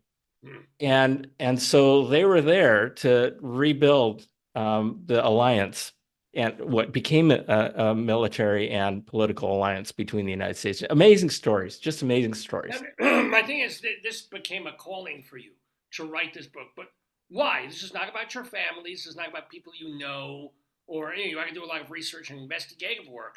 So how did this story become your story? I can understand if this is about your dad or grandpa or something, but why you and why this? Yeah, so I'm of Japanese ancestry. My dad served in Japan. My dad served as one of those guys. Right, on our side. Yeah. And so I am, yes, our side. Let me be clear, our side. I include you in our side, Absolutely. And what's really interesting about that, just side note, is that sometimes when I go to Japan, we'll have conversations and I'll talk with folks in Japan, Japanese folks, and they'll ask me, they'll say, if the United States and Japan were to go to war, whose side would you be on? I said, you know what? You and I would be fighting each other. There's just no question. And, they respect that. They totally respect that. And so my family has a little bit of a background. But one of the things, so I know about, I'm a history buff a little bit on World War II. But one day, what happened was I was just minding my own business, and I came across this flyer, and this flyer said, "Pilgrimage to Minidoka." I didn't know what a pilgrimage was. I didn't know what a Minidoka was, so I just ignored it. And for the next 8 weeks, I saw this crazy flyer all over the place. And I thought, this is weird. And I'm like, okay. So the day before this pilgrimage was supposed to happen and these people were going to get on a 12-hour bus ride, I find this flyer on my windshield. And I said, listen, I'll call. And so I called him up and I said, hey, listen, I know it's tomorrow, but do you have a seat on the bus? And they said, this must be your lucky day. We just had one cancellation and it's yours. And so the next day, and this is a time when I'm working 60 hours a week and I'm traveling 3 weeks every month. I don't have time to spend 3 days on a bus going to someplace I don't know. Well, it turns out that this place was called Minidoka, and it was a former internment camp in Idaho. And so I didn't know why I was going, because my family was not interned there. They were, and so had no idea. Everybody asked me, why are you going there? And I said, you know what? I don't know why I'm going, but I have a feeling I will know on the bus ride home. And so the first day, it was amazing, went through, and at this time, this was 17 years ago, and there were people on the bus who were actually there during World War II, and it was unbelievable. And they shared their stories and just tears and anger and all the emotions you can imagine. On the third day, I woke up on the third day going, still haven't figured it out. They had a remembrance ceremony that morning, and we stood in front of a billboard. And this billboard was called an honor roll. And it listed the names of over 1,000 men who volunteered out of that camp to fight and die for the United States Army during World War II. And they went on to become part of a segregated Japanese-American war unit called the 442nd Regimental Combat Team. And they went on to become the most decorated war unit in the history of the United States for its size and duration. And I looked at that. I knew about the 442nd. I knew about the camps. I did not know about the men who volunteered out of those camps to fight and die for the United States Army. And I just went, oh my, and that was the moment. That was the moment. And so I decided at that time that that the world needed to know about this. This was a story the world needed to know about. And I set off to write a screenplay. And someday I hope it will be picked up as a movie, but I'm not there yet. I wrote this book. But just an amazing, amazing story. And so the fact of the matter is, fewer and fewer people even know that these camps existed that this part of our history happened. And so part of my passion is to educate folks that this stuff happened, so it never happens again in this country. And the problem is that it will. It will. Well, in a way, it almost did after 9/11. Exactly. Everybody assumed if you had an Arab name, if you worshipped at a mosque, etc., and so forth, it wasn't fair, but again, it was kind of understandable. Racial profiling in an airport, we get because ...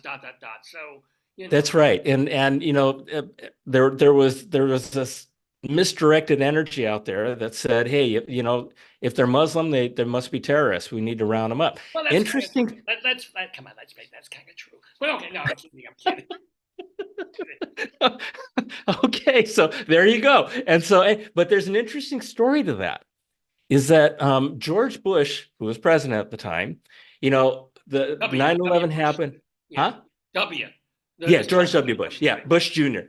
Yeah, he was president at the time. And when he brought his advisors together, there was a guy named Norman Mineta, who was his transportation secretary. Norman Mineta spent his childhood in one of these camps. And when Bush Jr. said, listen, what are we going to do? He also said, whatever you come up with, do not come up with these internment camps, because we are not going to do to anybody what we did to that guy right there. And, so that was part of the conversation even back then. To remind me, and maybe I missed this, but again, we said that your family wasn't, but like your parents and grandparents, where were they in World War II? I don't know. So my mom was actually in Japan. She was in Japan. And so Visiting, she or was she on was the other living? side. Huh? Visiting or living? She was. No, living, She was still she living. was Japanese. She was Yeah, the she's enemy. So what? Yeah, yeah, but at yeah, least she and wasn't in the army because she's a woman. So yeah.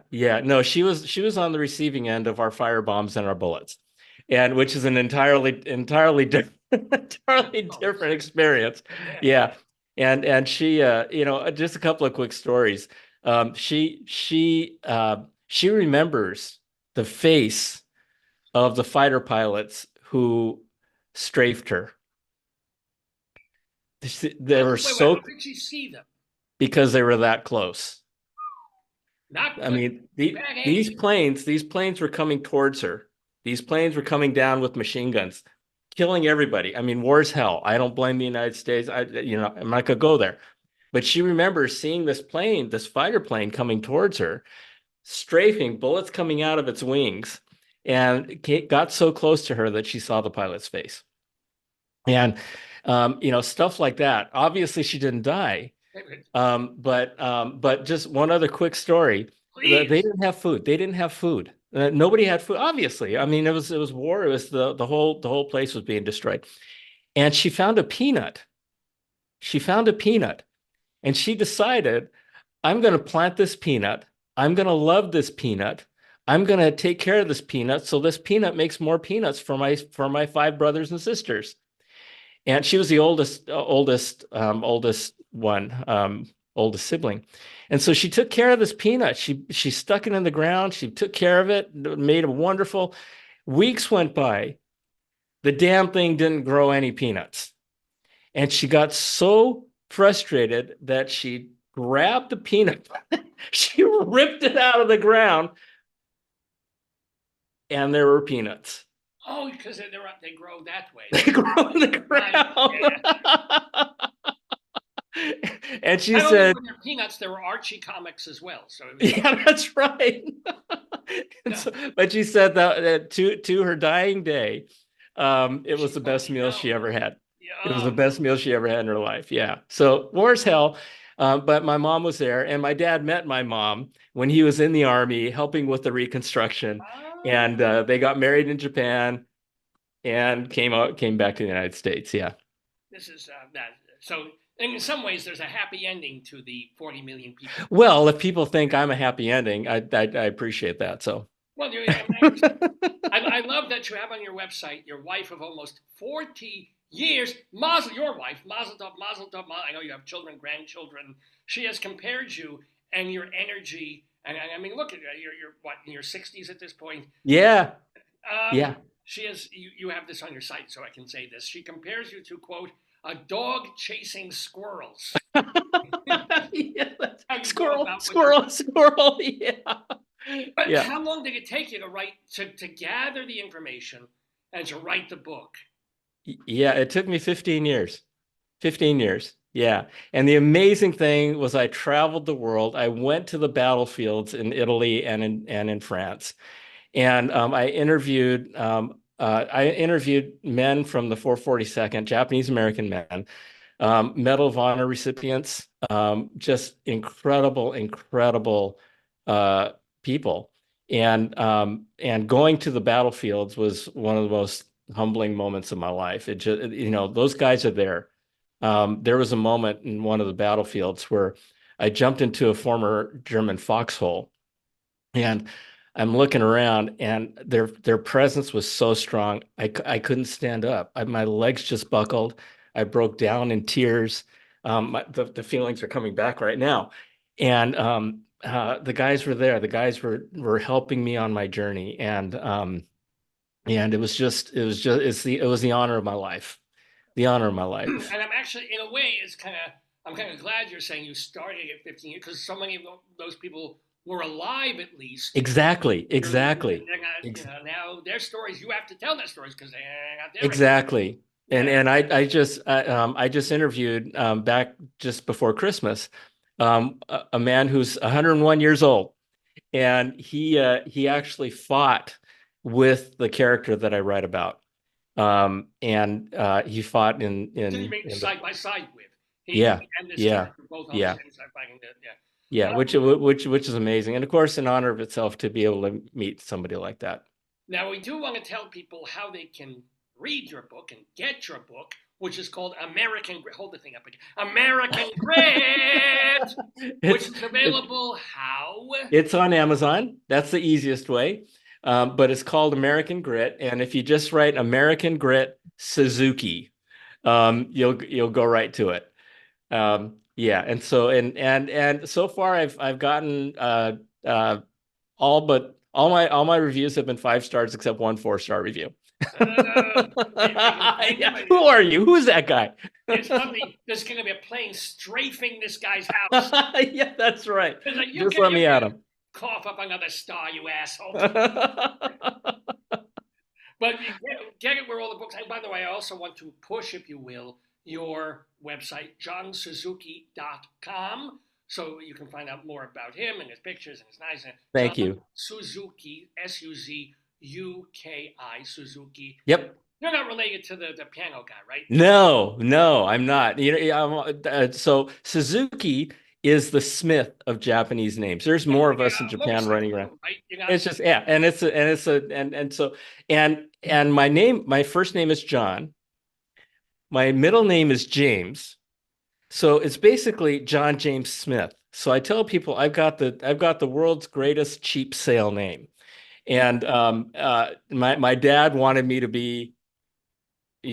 bleed red, white, and blue, being from the Army and all the sensitivities towards Japanese back then. And so, yeah, John James Smith. There you are, John James. Let me ask you, though, you've written the book, and now, of course, you're in this thing for several months now, promoting, just wanting to get the story out there, people reading it, people knowing what happened, the story of this character. So, what is your fourth act? So the interesting thing about my book, I started off with my book wanting to inform the world, educate the world. Just 2 things: educate the world and make sure this stuff doesn't happen again, right? And as I was going through this journey, I realized that the greatest message that came out of the book was not about the camps. It was about these guys who refused to blame anybody for their circumstances. They refused to be victims. And they refused to succumb to paralyzing themselves and feeling sorry for themselves.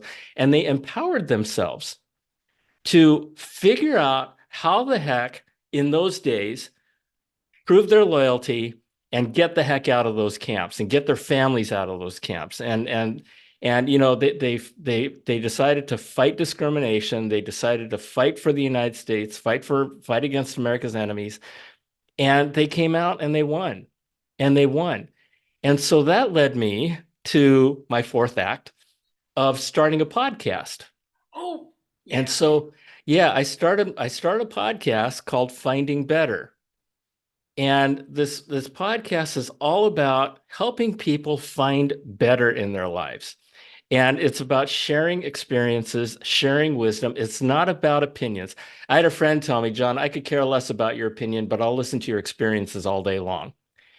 And that was what guided me to with regards to this podcast. And we talk it's real life experiences, people who have been there and done that, so that folks listening can take those lessons and take some of that wisdom and decide to apply some of that to their own lives. And it's wonderful. It's wonderful because so many people want to give. So many people want to share their stories so that people learn from them. I want to take. So if you could connect me with these people who are giving, I will be a very glad taker. So, but if people want to take your podcast, is it at johnsuzuki.com or you have to go to another place? Or? Yeah, it's called Finding Better. They can go to findingbetter.com.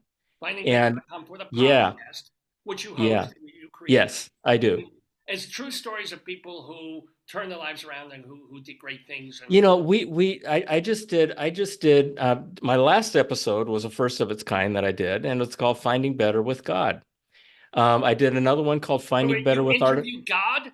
Yeah, no, I this is interviewed. the first I show. interviewed. Yeah, I've been trying yeah. to get him on in the Daverhood. I'll get you connected. I'll get you Would you, connected. would you please? Too many angels they hang up on me. I don't like it. But Yeah, but finding better with gratitude, finding better with artificial intelligence, finding the greatest love of all, finding better money. I talk about everything. I talk about finding better road rage, and I bring guests on, and we talk about our own life's experiences that maybe folks can learn from, and not make the same mistakes, or be able to shortcut a little bit of their lives by emulating people who've been there and done that. now, one of the things we're going to close with John Suzuki here on Dave's Come By. So I'm going to first plug, before we have our last question for you, going to plug one more time American Grit, which you can buy on Amazon and all these places, plus find out more at johnsuzuki.com, and check out his podcast at findingbetter.com, where you can listen to that. But one of the other ways that you've been spending it is that you have nice little hobbies. So you enjoy fishing and paragliding. Yeah, yeah, Not, yeah, is that the thing where you Paris? No, it's what the hell is you're not afraid to do this? yeah. It's paragliding where you're actually a pilot. You're piloting an aircraft, and the aircraft is a wing, and you jump off cliffs and you go flying. Yeah, it's good. Oh, sounds wonderful. Are you strafing people on the way down? Oh yeah. That's the strafing part. Yeah, exactly. Why It's would a you great. try? As a father and as a husband and as a grandfather, why would you do something that is potentially risky like that? Because I love it. It's wonderful. There's no such there is no other feeling than flying, and you're flying with the birds. Yeah, full disclosure, I'm a retired paragliding pilot. My last trip was to Ecuador, and I landed in three trees. I landed in the Pacific Ocean. I hit a building, and I almost ran into a semi truck. And so all on one trip. Oh, yes. You're not supposed to run into anything. I ran into a whole bunch of things. And it was when I I came home thought from you were that trip. Japanese. It turns out you're at least partially Polish. Because at a certain point, I was like, I almost hit a semi truck. Let me go back out there tomorrow and do better. I'm going to find better with That's exactly right. I'm going to go halfway into the ocean and have Yeah. to rescue. This is Kept trying for better, and it turned out in the final analysis, my better was just to hang up my glider and be done with it. Well, I couldn't have imagined a better conversation with a guest than we have had with John Suzuki here in the Daverhood. Get his book, American Grit. Listen to his podcast, Finding Better, and wish him much, much good luck in getting the story out there and having a fourth and a fifth and an 18th life. You should live to see great and great great grandchildren too, because you're absolutely wonderful. Happy Purim to you. Happy almost Easter, whatever it is that you celebrate. And You thank you too. for being with us. Shalom to you. Shalom. Thank you, Rabbi. You betcha. Oh, John Suzuki, ladies and gentlemen, what a delight, what a thrill, what a joy to have him in the demo. Wasn't that wonderful? Get his book. Of course you have to. Now, understand, I mean, they fought the good fight, the right fight, and he is doing the right fight with his book, American Grit. Well, I will be back later in this program with a rabbinical reflection for the Purim holiday. It's going to be jokes, comical, hilarious Purim-y jokes for all of you in my rabbinical reflection. So until then, which is maybe 45 minutes, an hour away, who the hell knows on this show, I do wish you a most happy and joyful Purim holiday in these not so joyful times, and going to bring Dave back into the Daverhood on this fine Shabbos morning. And shalom to you all while I vamp and wait for the stupid klezmer song. Here it is.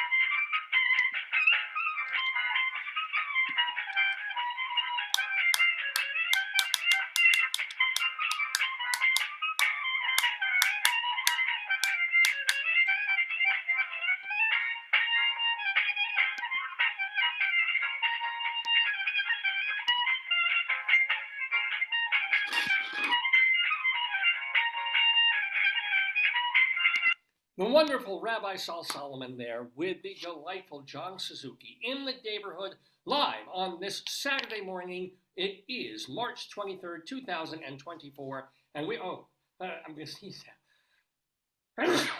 Great. I've been hocking up phlegm and sneezing. It's a wonderful morning here in the Daverhood on March 23rd, 2024, our 936th episode of the Dave's Gone By Facebookio, Podcastio, Programmio of the stream with me, Dave Lefkowitz, my wonderful wife, Joyce. Let me tell you about how, John was telling us where you could listen to his podcast, Finding Better. Let's say you're still a little at sea over what the hell this program is. We've been doing it since 2001, right? 2002. After all these years, I get a little muggle-headed. Since late 2002, we've been doing this program almost every week, year after year after year. And if you're just stumbling on it today, you might wonder, well, what the hell? What is he talking about? He's bantering about this, he's manatees that, he's going back and forth. And it's like, I know. The show is kind of insane if you haven't been following it or keeping up. But you can keep up. You can follow the show because our archives are readily available in various places on the internet. The first place to start, besides this Facebook page, where all our recent shows over the past couple of years have been archived automatically on Facebook, which is great, but our full and complete archives are available at davesgoneby.com. Dave's Gone By, there's no apostrophe, just davesgoneby.com. And literally from our first episode all the way through last week's, they're virtually all there. If they were saved, if we didn't lose them to the ozone, to some glitch in the recording, they're all there. So you can enjoy a show that we did in 2004. You can enjoy a show we did in 2014. You can also hate a show that we do in 2001. Either way, you can still listen to it, or post 2018, their video, you can watch them too. It's all at davesgoneby.com, and there's even a separate archive on the same site where if you don't want to listen to the whole show, but you're interested in a guest that we've had on the program, we have a separate archive of all the interviews. So check it out, davesgoneby.com. Also, you might want to check out archive.org, archive.org. This is where it's basically the same stuff. Same interviews and same full episodes of the show. It's just on a different site. So if our site ever goes down, we'll just send you to archive.org, which is this not-for-profit website that gathers art and culture and entertainment and literature from hundreds of years. And we're very, very lucky to have our own little page on there where you can literally click on everything we've done. It's the Dave's Gone By channel on archive.org. Now, if you just want to hear the audio, because we've been a radio show for the first 17, 18 years of the program, if you just want to hear the audio, castbox.fm Do you want is... a cool pack? I don't know if I'll be able to keep it on. I can try. Yeah. I'll do it. Thank you very much. If you just want the audio of our shows, and you want it as a podcast, so you're mobile or you're on a train... sorry? Potato just said potato chip. I think he's still dwelling on the idea of Tater Day that's coming up next weekend. But if you just want the audio, go to castbox.fm. Castbox.fm. Again, now that we're doing video shows, the better way to find these things is on davesgoneby.com. But hey, it's a really simple way to download the thing as a podcast. Castbox.fm, and all our episodes are there, but just as audio. We do have a YouTube channel, but every other week I get email from YouTube saying that some show we did 17 years ago is now no longer available. It's muted. It's blocked in these countries because I play a Bob Dylan song or something. Because we were on terrestrial radio for a while, then college radio, and we've stopped playing music almost altogether because Facebook and YouTube have these draconian rules now about that somehow we cross the line in terms of ASCAP and BMI and rights, whereas other people have no problem posting entire songs and entire albums. And yet, if I play more than 20 seconds of anything, it's like, oh, we're going to mute you, you're going to block you, nobody can listen to your show. So thank you, YouTube. But we still have our YouTube channel, and we still put up all our shows and our interviews on youtube.com. Just look for Dave's Gone By. Anyway, it is about 20 to 11 Eastern Time here in the Daverhood. You're watching an episode that we're calling The Suzuki Method, because, of course, we just had John Suzuki in the Daverhood, and we do have more to do on the show. We have our Colorado Limerick of the Damned, where we're going to Lazear, Colorado, for a terrible poem I've written about it. And then also we have Dave's Big Dictionary, where I will be talking extemporaneously off the top of my head about a word that Joyce picked out from Webster's Dictionary's Word of the Day. And that word is pedantic, which I do have a tendency to be. So we're going to talk about that, pedantic, and then what else? Oh, Bunyan Watch. We have Bunyan Watch, ladies and gentlemen. This is really exciting, where we're going to check on the condition of Dave's feet, Dave's bunions. So before we do that, let me also say something that I forgot to do last week. So I do want to give a couple of farewells to people in the Daverhood. First of all, about a week and a half ago now, Karl Wallinger passed away. He was a singer-songwriter. He was the founder, creator of a band that was really him. It was called World Party, if you remember them from like the 80s and 90s. And the weird, goofy part was that last week, in the middle of last week, I was thinking about the song The Whole of the Moon, which is probably the best-known World Party song. And I remember Vince Scelza used to play that a lot on his show when he was on K-Rock and other stations, because it's really catchy, really vibrant, heavily orchestrated, rock, pop, Irish song in kind of a U2 Waterboys tradition. And it really, it's a wonderful song. It got overplayed a bit when it came out. And it's kind of a longish song, but it's good, And I don't know, I was thinking about the song and how catchy it was and how it was always played on the radio, the stations that I listened. It wasn't on like Top 40 or something like that, but it was on the cooler stations that would play it. And I was thinking about this.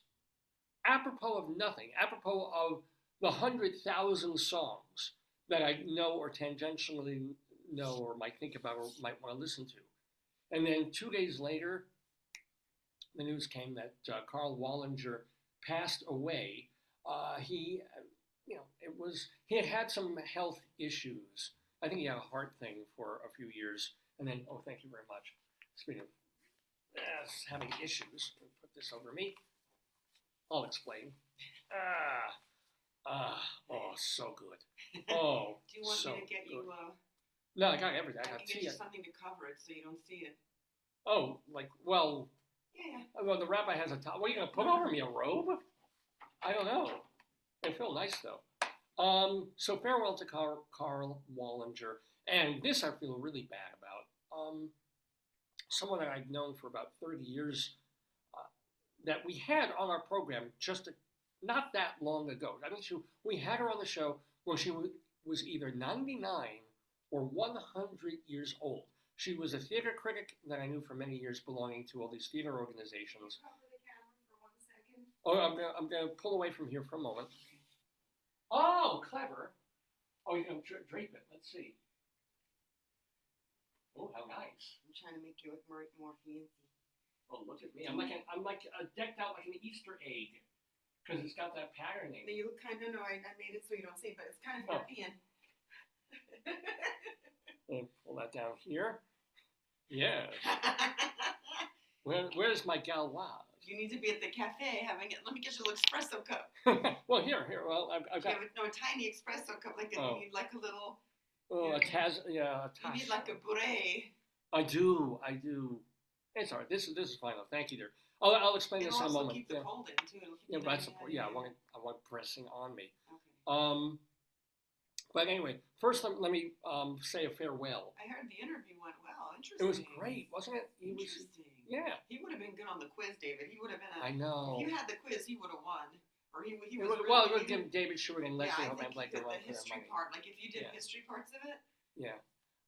It's funny now. I feel it here, which is it's just like this Yeah. traveling So what happens is soreness. when you pinch a nerve, you get radiation of pain. Like I had a dream in college. I have because I have messed up body, right? Huh. But I have an extra vertebra in my sacrum, so I have some pressure, some nerve compression, and it used to feel like someone was taking hot needles and running it down like this down my legs, like this, and I thought it was my legs. Well, I was like, that sounds like sciatica. no, it wasn't. It was Yeah. it was both legs, and Oh, so yeah. what it was the nerve was compressed, and then at Columbia they wanted to do surgery because that's what they want to do, and I was like, I don't want it, and then my Dr. Kafka was my holistic physician at that time. I mean, imagine in college when it wasn't like it is now. Yeah, right.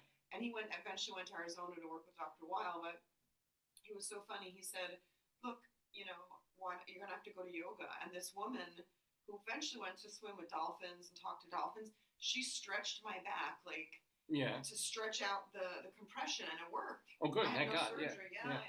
Yeah. I'm No, a also, fan. you wouldn't if you were sleeping, but the Yeah. first year or two we were married, Yeah. at night while you're sleeping, I would take pins Oh, is and that run why? them up Okay, down the back of your yes, legs. that could explain Yeah, why. it got my rage out. So I was Okay, like, so yeah, that's why. You should Yeah. have told me. yeah, the It was little in- holes. That's why when Oh, you and go I into a bathtub, it's like a flute. No, I went to the chiropractor too, and she was about 98 pounds, and that woman had the strength of like Hercules. I was like, one time she cracked my neck, I was like, wow!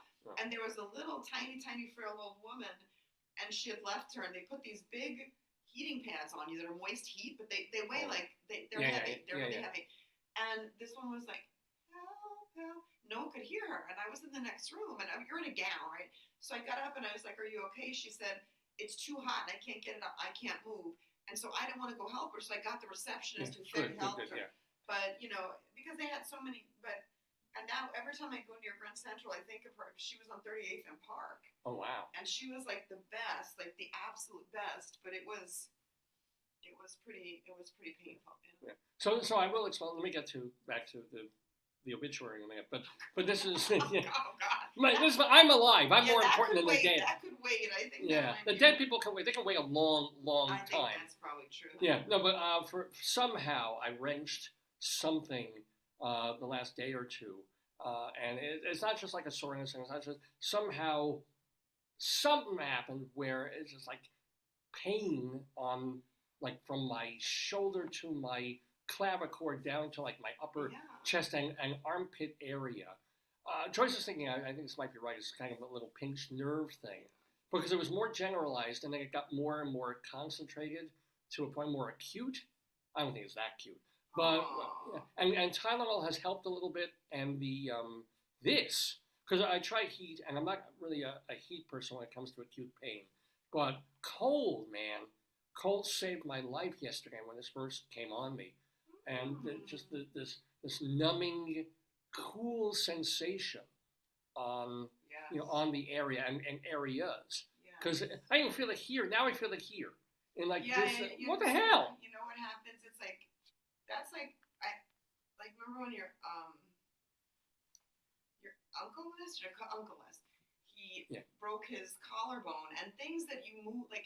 So if you hurt your hand, it's bad, but you can isolate your hand and not move it. Right. But things like ribs are painful because you're moving, you're breathing. Anything in like your shoulder or your clavicle because you're moving. So when you breathe, you move. Anytime you move, you're moving it. So that's why it's painful. I mean, yesterday it was literally, if I took a deep breath, it was painful. Today, not so much. Is it time for your No, unfortunately not. I mean, I time? took 8 o'clock. I took my last Tylenol, and then 9 o'clock I took my last dose of heroin.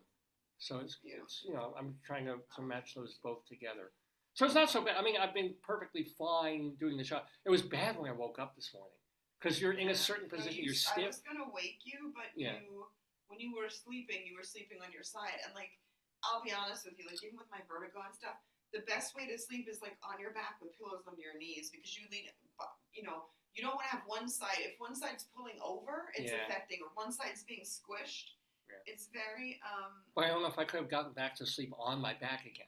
Yeah, so I said, hey, you know, I'm feeling all right. I've been sleepy. I took some Tylenol. Let me turn over on, because I tried turning on the bad side and I almost yelped. So I said, no, this is not a side I should try to sleep on. But let me try this side. And I did. I got back to sleep. But when I woke up, oh my God, it was like, you know, Star Spangled Banner in my head. But I'm fine, ladies and gentlemen. I'm nice and cold now. Oh, it feels so good. And, you know, again, this is better than what I'm talking about dead people here. So I do want to say a farewell to my critic friend, Irene Backalenick, who passed away. Oh, that's sad. A while. Actually, I missed this, unfortunately. She died back in December of last year at the age of 102. 102. Some info about her. She graduated summa cum laude from Brown University and got her doctorate from CUNY. And then she wrote theater criticism for a lot of Bridgeport, Connecticut places, as well as she also wrote feature stories for the New York Times. So yay for her. She retired from criticism a few years back, like in her early 90s, and wrote poetry and published little poetry books and stuff like that, and basically remained pretty healthy well into her, that would be her 9th decade or her 10th decade? 9th decade, yeah. And so I wish I'd known about it a few weeks ago when she passed, but got to say a farewell from the Daverhood to Irene Nay Margolis Backalenick, who did leave us a few weeks back, and to Karl Wallinger of World Party.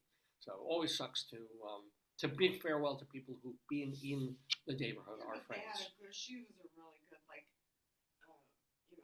she got to self-actualize and do what she wanted as a critic. I mean, that's... Yeah. I mean, it makes me feel good. I mean, I'm not going to live to 102, but the idea that I might have 40 more years left, that's possible. It is. Unless I'm in pain. But look at my friend Dorothy. She would have been over 100. I mean, you know, it's a lot of stuff, yeah. Yeah. Well, no, how old was Dorothy? She was 98. 96. No, that's not... Yeah, but she just had a shoulder tear she didn't want to repair, and if she didn't, whatever it was, to put her on hospice. But you know, everyone in her family lived long. I mean, it's genetics and environment. We know that, right? Oh well, yeah, of course.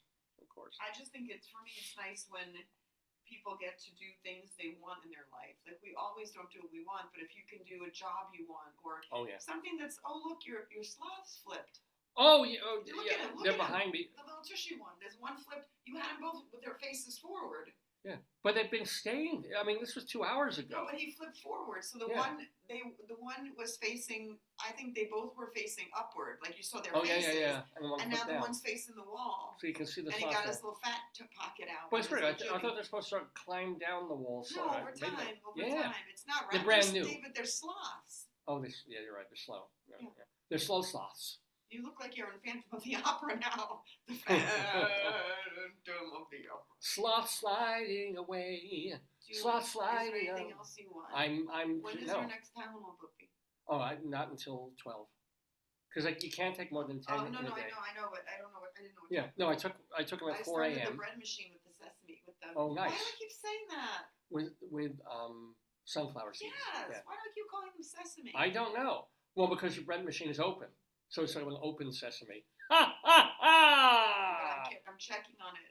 What is so 10, 11, 12, 1, 2, but I'm checking to make sure it doesn't burn, because I did put it on the biggest bread because it was full, and it was full. Right. And so the big bread and the middle bread are only 5 minutes apart, so. Right. To save the yeast. I'm just feeling crusty today. It looks like I'm the Phantom of the Opera behind the curtain. It's like...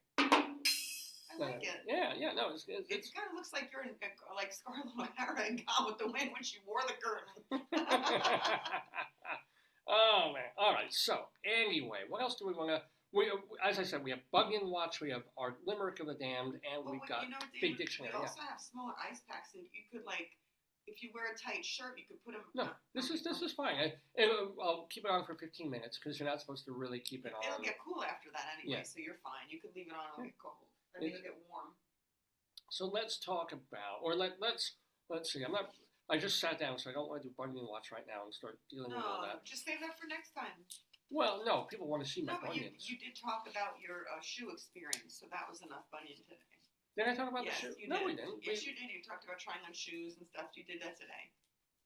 Really? Before the No, we guest. mentioned very briefly. I didn't really talk about it. I didn't say we went to the place and I Okay. couldn't find a shoe. This could be like a bunion lead-in for next time. Yeah, all right. So I'll give you that we went to, I think it was Kohl's, and we stopped in there, and they have all these Skechers shoes, and it's a lovely idea. They're making these shoes that are nice, casual, but they're not like sneakers either. They are shoes, and you just put your foot right in them. What a wonder! All these years I've been And loving they have Velcro. like a memory foam sole, David. They're memory foam sole. No, because when I was growing up, and you wanted a nice shoe, and you had this beautiful shoe, and you didn't have to tie them, you didn't have to deal with laces, but you have a shoehorn, because otherwise you buckled the rear, the heel of the shoe is such a pain in the ass. Now these are made so that if your foot is the right size for the shoe, it goes in. Yeah. There's no laces, there's no ties, there's no buckles. It just goes in and stays in. And a couple of weeks ago, They look good. Your shoes look great. You have to bring them up one time and show people. So we got like 3 weeks ago this pair of Skechers that I've been wearing and using. That was a DSW. For school. Yeah. So we thought, hey, holy crap, Kohl's has these shoes. Let's get a different style. Let's get a different color. Let's find them. Yeah, if I tell you, leather ones. Yeah. But what's interesting is they started at size 8. What happens for people with smaller feet? Tell me about it. Maybe Tell what me about happens is that, my theory that stores only bring in products that they can sell. So maybe the average customer has that size. The average male customer is not 5'2". Average male customer is 5'7". At least a 7. I don't know what the average shoe size is. I'm gonna ask them. Probably 8.5. I don't. Yeah, maybe because that's what they're selling. Or maybe you could get on the website, but you said you have to try on shoes. Yeah. What's the average shoe size for an American male? 10.5. Yeah. There you go. You go. I'm a tiny man. Wow. I'm a little baby man, ladies and gentlemen. 10.5 is average? Yeah, it says 7 is small for a man. Yes, 7 is small. 10? That means there are men, a lot of them. It says shoe size smaller than 8 is considered a small shoe size for Yes. men. Yeah, but that means 8 starts average.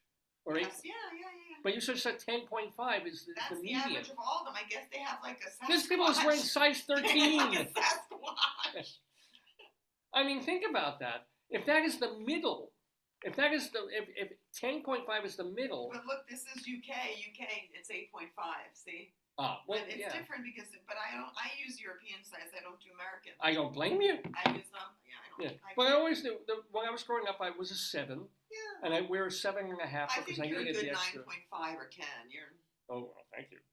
No, but seriously, because of my bunions, because of my white feet, I would wear one size bigger. Yeah. Or if I was really lucky and sneaky, I could wear a slightly smaller size on my left foot Oh God. and grab a slightly larger size on my right foot because my right foot has the bigger bunion and it's more problematic. But like going through the shoes 2 days ago or yesterday at Kohl's and trying to put these things on. Well, you know why? I'll tell you. Why? So even for me, it's why I get my sneakers online. The front of the sneaker or the shoe has to be for me like a box. It can't be like a V. Yeah, If it's like a pyramid, that's not good because it will crush my toes. It has to be like, that's why I like my Birks, because they're open and they're good footbed. I remember my Uncle Sonny, he used to, my late Uncle Sonny, he when he dressed, and he would wear these shoes, and it was like the point, they came to a point. Like cowboy boots, are like that. I don't know what, maybe for... I don't know how he did. I'm sure there's no toe that could go all the way up into the diamond of a triangle. Part where you see the triangle is empty, it's supposed to be. Yeah, I'm sure even cowboy boots stop and then they have that extra. But it was me. As like Joyce, I need the box. I need like a big round horseshoe shape. It's like the shape of the teeth. Yeah, literally like this. Yeah. And most people, I would think. When I find them, or this is why I wear Velcro sneakers. Yeah, but your Skechers shoes are beautiful. They're great. And I thought I'd get new Skechers, but every time, if I put one on 8, I couldn't get my foot. If I put 8.5, my heel would be coming up and down because it was too big for my foot. Well, what you could do, what they told me, and I don't know if this is true, If you have it where your heel does that, they have little things you can put in the back of the Yeah. shoe. But you're already I know, jerry-rigging a shoe that I is not know, meant I for your know. foot. Well, but it's sometimes it's difficult to find. Like I have a couple brands that fit, but it's like a friend of mine. She's like, I'm petite. You know where they sell petite clothing? Like, Yeah. you have to not only find petite, but petite that fits you.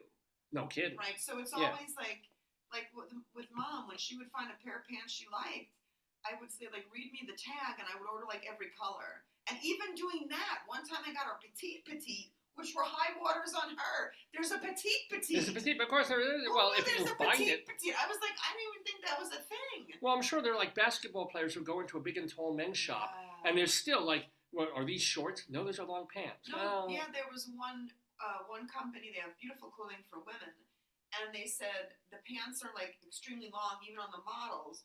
And then when people bought them, they review it, and they said, I'm 5'8", and I'm swimming in them, and like, it's okay to have an inch or two of fabric, but when you bring it to the tailor and you have like a foot of fabric, and I was like, why would they, and then they were brilliant. The women on this site said, why don't you make your pants petite, regular, and Yeah, and then I was like, that petite, makes sense. Yeah. Petite, regular, and then like tall, right? So, Yeah. No, but even literally, also this week, come to think of sizes and stuff, I've been vacillating, and if you've ever seen me do that in the shower, you know how delightful that is.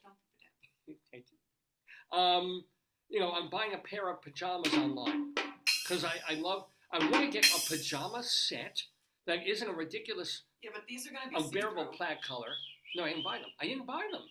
Which? They said they were see-through. Oh, that's right. So they said. So I'm looking at these, and I've got them in my cart at Amazon or whatever, that Walmart or Target or one of these, and I've got them in the cart, and I'm thinking about them because they have all the things that I want. Oh, right. This is important.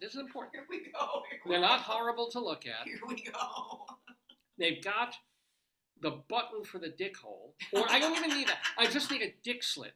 If you, no, seriously, you would be amazed how many pajamas and pajama sets where they have the trouser part for men, and there's no hole. What? Why? Why would you build something that you wear around the house where if you have to go to the bathroom, you have to pull them down, as opposed to sort of reaching in, finding the fire hose, put it back? No, I want a pair of pajamas where I can go, I can move, I wear briefs under the thing, I find Mr. Noodle, and boom, it goes back. And if there's a button that closes it up, so much the better. I don't even need the damn button because I wear briefs under my pajamas anyway. So I just give me a slit. I can open. Finding a pajama like this, finding a pajama that doesn't have this stupid drawstring closing. I want, not Velcro. What do they call it? Velcro would be good. Elastic. I want pajamas that fit, that are stretchy with elastic, so they're comfortable. They don't feel like I'm wearing a belt all night. Yeah. Is this so hard to? It really is. It is hard to, and it's hard sometimes to find a pajama set where the tops are buttoned down. Now they have these things. It's like you're wearing a polo shirt with pajama pants. How hard is it to make pajamas with long sleeves, buttons down the front, a V for the puckle, with maybe a button for the puckle, and elastic, rather than having to close everything and then tie it up. And then it's like shoelaces. You're constantly having to tie and retie and tighten. You look like a monk. Right? You look like one of those Italian poets or a monk. You have that kind of... An Italian poet from the 13th century.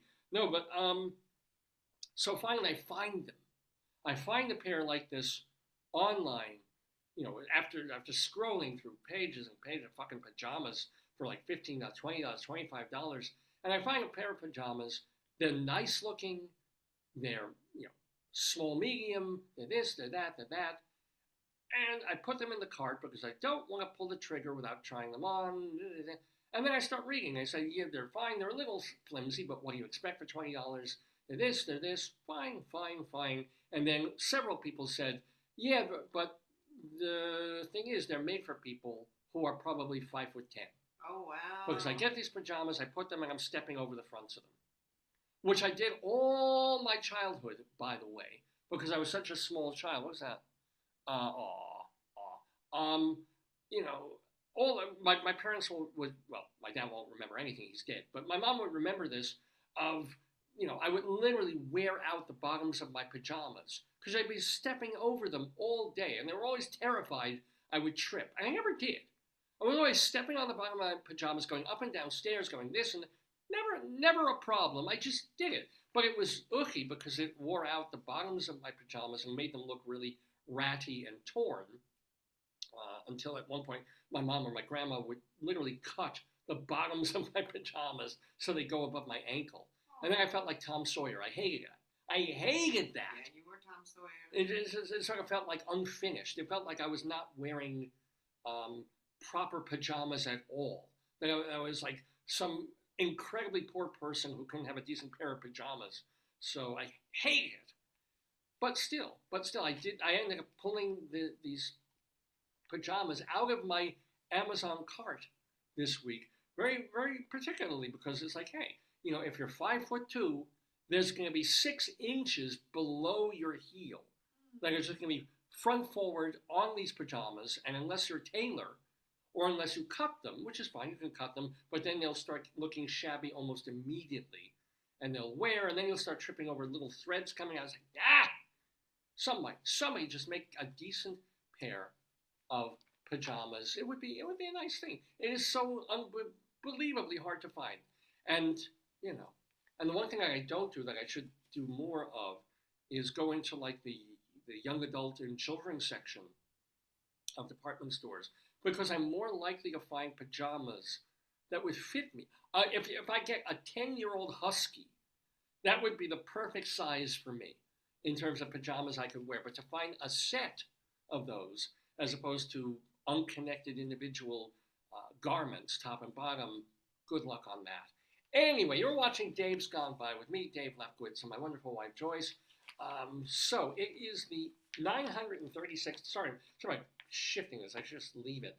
The 936th episode of Dave's Gone By on this March 23rd, 2024. We're calling it the Suzuki Method. We still have our Colorado Limerick of the Dam to do, and we have Rabbi Sol Solomon's Rabbinical Reflection, Jokes for Purim. He does this almost every Purim when he remembers to, where he'll tell a couple of really hilarious Jewish jokes and comment on them as well as part of his mini-sermon, his Rabbinical Reflection. All that coming. As Joyce said, we'll probably table Bunyan Watch until next week. Yeah, but we still have other stuff to do. Let me talk about something supernatural for a moment. And I do not believe in supernatural things. I do not believe in psychics. I don't believe in life after death or UFOs or aliens or any of this stuff. What? You don't believe in that kind of stuff. I knew you were going to say that. No, I just don't believe. I believe there are weird things that we can't explain. I have had deja vu. And I've had you predict things, and I've had you, or senses of things that are happening or stuff. But still, I don't know. There's a cynic and like an earthy part of me that does not want to believe anything that cannot be proved. That's the reason I'm like an Orthodox Jew, is because it's like, yeah, I believe there's some kind of God spirit up there, but to explain it and to believe the book, not so much. So, all of this is apropos of saying that we had something incredibly thrilling and supernatural happen this past week. You might want to get your phone. Let me get my phone. This is. I think I know what you're thinking. Oh, you know what I'm thinking of. Our friend with the knife. With a knife?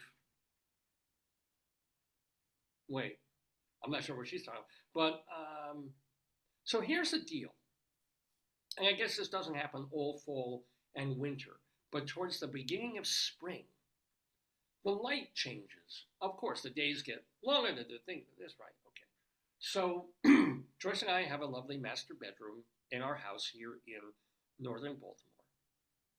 And the walls are painted gray, nice flat, We don't have normal the walls. Easter one. We have just. Oh, yeah. So save that. I'll show it in a minute or two, so it's going to be gone by the time I show it. But this is a real thing. So I'm looking at the wall. And we keep Could you our. preface this by saying you don't take any drugs? I've taken Tylenol. That is the most drugs I've taken in the past like 5 years. I'm taking Tylenol this morning. So I'm looking at one of the walls in our bedroom.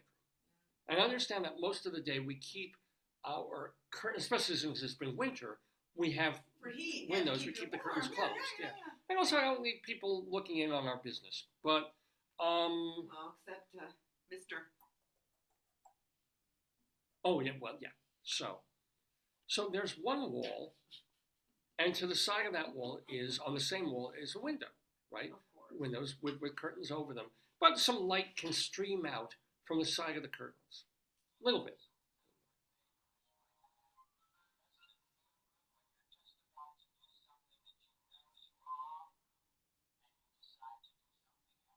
So I'm looking, and it's the middle of the afternoon, and I don't have any other lights on in the room. There's just the little bit of light that streams out from the sides of all the curtains in the room, because we have 3 sets of windows in the room. And so you can actually see, I mean, it's light out, it's daylight, it's a sunny day. And I'm looking, and I notice something on the wall I've never seen before.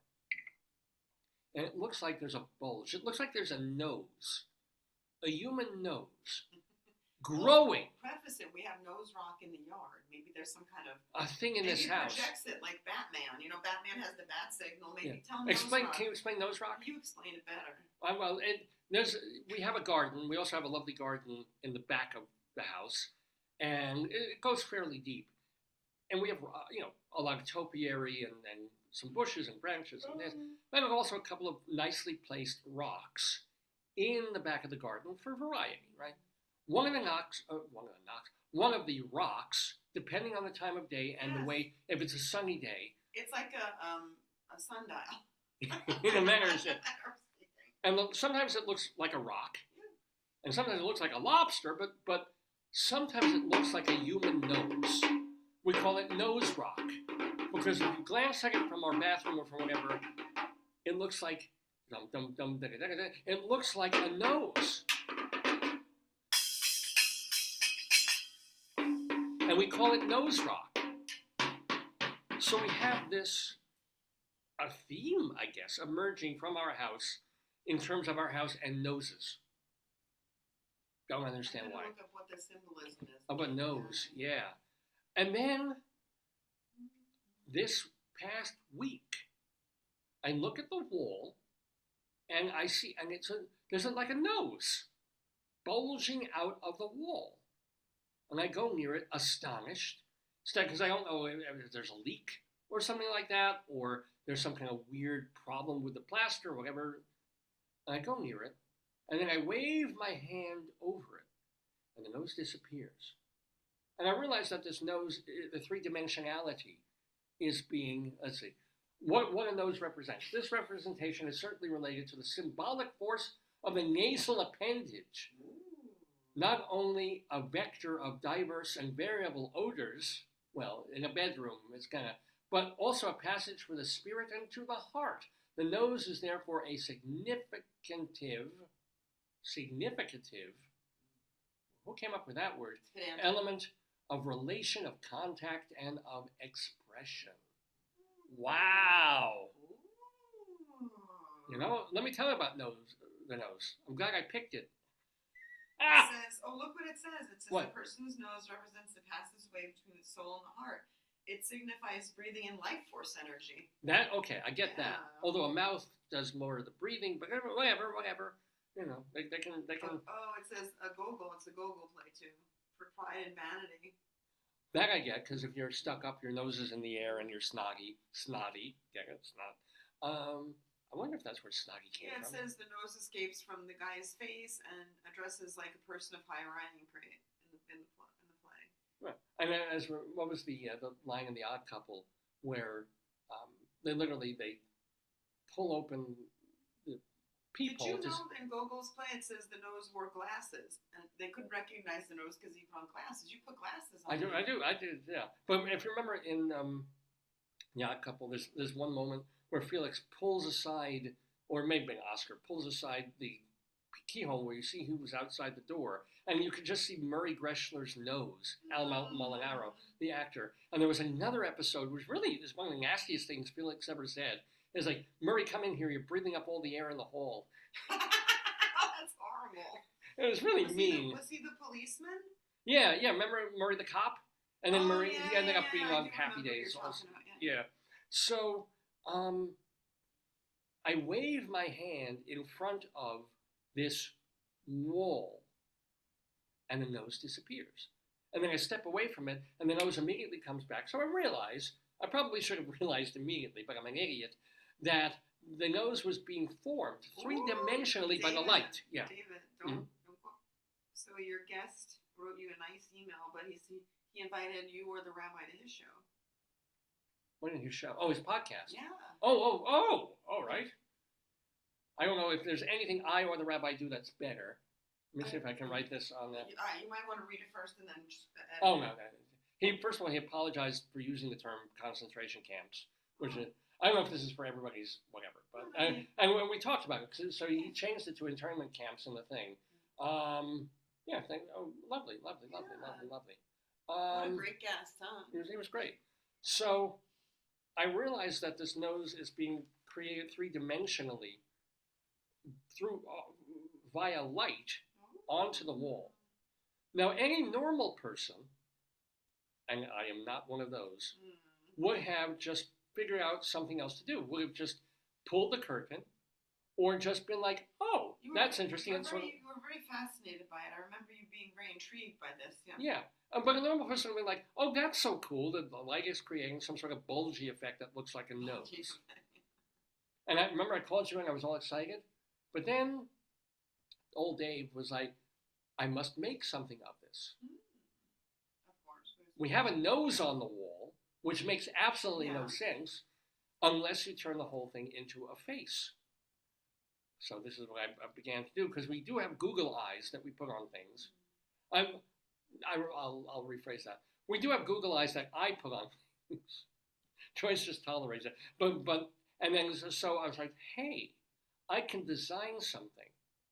And so I take the Google eyes, I put tape on them above the nose, and then I think I give it a mouth too. Like, you didn't like the mouth. I put a rubber band underneath it, and that bothered you. It looked very horrific. I thought it was cute. You were fine with the eyes, but the mouth kind of threw you, the rubber band mouth. So then we worked on it, and you were like, you know what? I can do better than your rubber band mouth. And not I, but Joyce. Joyce I'm trying to help you. started cutting out construction or cardboard paper, a mouth, for this face that we had on the wall. And this was exciting to me, to both of us. So we created out of nothing a face. And the thing about Nosewall, or as I renamed him, Mr. Nosenbloom. Yeah, that's his new name. Is it Mr. Nosenbloom? That's his real name. Yeah. Is that the sun does go away, obviously. And it's only out for an hour or two or three, depending on the day. It's not going to be out today because it's so gray. But with eyes and a mouth, the face stays. Okay? So it's pretty neat. Well, and then what did I think? I thought, well, let's give him, I think I was going to say hands or whatever it was. But then you were like, you know what? It's St. Patrick's Day. Let's make a leprechaun. So Joyce also cuts out like a hat and things. So she cuts out on green paper, a hat. She puts it on it. She puts it over the eyes. I put glasses on the eyes too, which I thought was a cool touch. It gives it three-dimensionality. Yeah. So she makes a hat. She makes the mouth. I make the glasses and the eyes. And the nose came with the thing.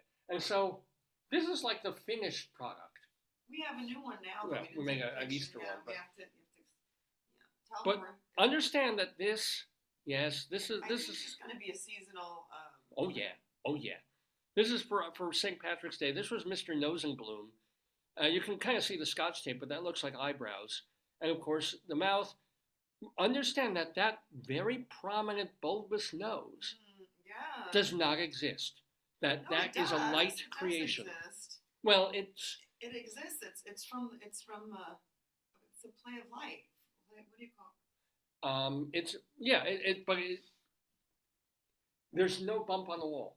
This is a completely At least it doesn't look carved like out of this. light. Oh God, yeah, no. But the fun thing was that before we figured out some of the other stuff, we were also thinking in terms of making like a bunny for Easter. So we take away have the hat away for a bit, and we just had like eyes and the mouth, and then I put up two white socks with Joyce's little socks to put up there to be like hands or paws like a bunny would have. And so just imagine nose rocks. So you've got the nose, you've got or depending on the time of day, the eyes, some kind of nose, mouth, and socks, white socks like this. And then we're having issues this past week with some plumbing things. We've got a dishwasher sink that is not draining properly. It's barely draining at all. So there's a bag clog. We called plumbers in to look at that and also to look at a possible issue with our hot water heater. Oh, the joys of home ownership.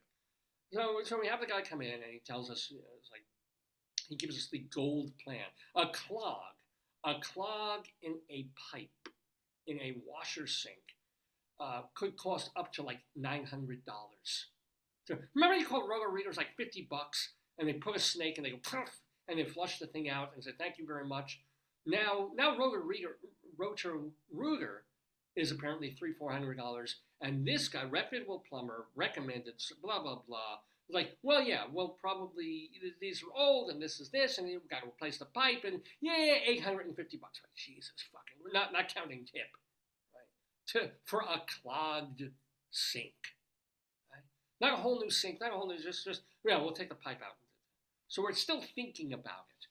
We're still for 3 days we've been deliberating over getting out a clog, but we have the guy in, and because we have the guy in, because we want him to look at that. And since he's there, since we're spending the money just to have him walk in the door, we have him look at our hot water heater and a little bit of dripping that it's doing. And then to come upstairs, because we have a slow toilet, a toilet that we can't put in our regular school because he's kind of slow. It's about the leak more than anything else. I don't know what you're talking about. I'm talking about having the plumber come. Your nut. We have, so we bring the, I wasn't there, I was teaching, but Joyce is bringing the guy through the house. He's looking at the stuff downstairs, and then he comes upstairs to show him, like there's a little bit of a drippage and there's a leak thing, and then we have one toilet that doesn't really flush the way we'd like it to, and we had other plumbers in there, and they said they can't do anything. But this man, he's a very, very nice, apparently, really nice black man, middle-aged black man. And he goes past our bedroom to get into the bathroom where the toilet and shower are. So what you've got to do, though, is you have to kind of imagine that before he looked like this with the glasses and the obvious Irish hat, it was just eyes, that nose, that sort of a big wide mouth, and two white socks, kind of like this. And when I got home, and Joyce tells me, yeah, I brought him upstairs, and he kind of looked, glanced into our bedroom as he was going into the bathroom, our all-suite bathroom, if you will. And he saw that. And I realized immediately that what he looked like was a face out of a minstrel show from the 1920s. Because he had the eyes, this big wide smile, and two white hands going, oh, hello, my baby, hello, my honey, hello. So whether or not he sensed that or got any kind of thing of like, oh, that's interesting, or whether he just thought it was sort of a nutty thing on the wall. I'm hoping it's the latter. I saw most of the unicorn. I mentioned it. Yes, well, that's true. He also saw downstairs that we have giant, enormous shit-stained unicorn sitting in our parlor. We've shown pictures of this, and we've told the story of this, of neighbors of ours who had this, I guess, for their child many, many years ago, and they were doing a garage sale and clearing out the junk from their house.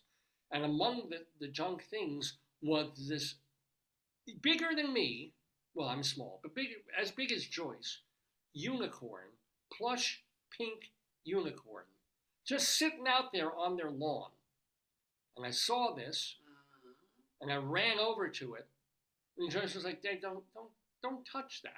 And of course I start touching it and petting it and marveling at it. We have a lot of pictures of it too. Oh, we do. Oh, we do. And I also noticed that, or Joyce notices first probably, that on the side of the unicorn there's this brown sort of schmutzy old stain on it, Right. which could be human Anything. feces. Yeah. Could also be chocolate milk because it's a child's thing. It could be anything. But it's an old brown stain. And we look at all the stuff at this garage sale. And we're like, well, thank you very much. And we go back in. And Joyce and I are kind of looking at each other. And I'm like, well, that was an interesting yard sale. That was a, you know. Yeah, it was not really. No, it was supposed to be a community yard sale, but there was no heck of Yeah. a lot. So we didn't really buy anything. We kind of looked at. And then I noticed that all day long, the unicorn sat there Wow. with no one taking it. It No got one buying it. got It was like worse. $5 or $10 or The something. worst part, David, Yeah. I felt was that it was sitting out there. And Well, she- they ended up she putting it out on the moved it to curb. Yeah, Yeah. that was. I felt bad for him. Like, So that's it became something that for the insult garbage to pickup. injury. Yeah, Yeah. like, and she said, I just hope somebody takes it. Well, that's a cue. That's not. If I've ever heard one. That's not. So hours later, with the thing sitting out there on the curb, I was like, you know what? You know what? At least temporarily, we need to bring unicorn into our house. I have no great love for unicorns. I love narwhals, which I guess are related, although one is real. And we love all sorts of other animals. But I was never not a child that loved unicorns growing up. I didn't love, what are the brony things? What are those called? What do they call that? My Little Pony kind of thing. Yeah, The unicorn. yeah. Never on my wheelhouse, and rainbows and shit, not my thing. But suddenly I was like, we need this temporarily, and then we will get rid of it. Well, it's been about 10 months now, maybe 8 or 9 months since we've had it. We have made legitimate efforts to give the unicorn away. Every single human being that we encounter, and then people are like, well, maybe, and then let me call someone. They're like, no.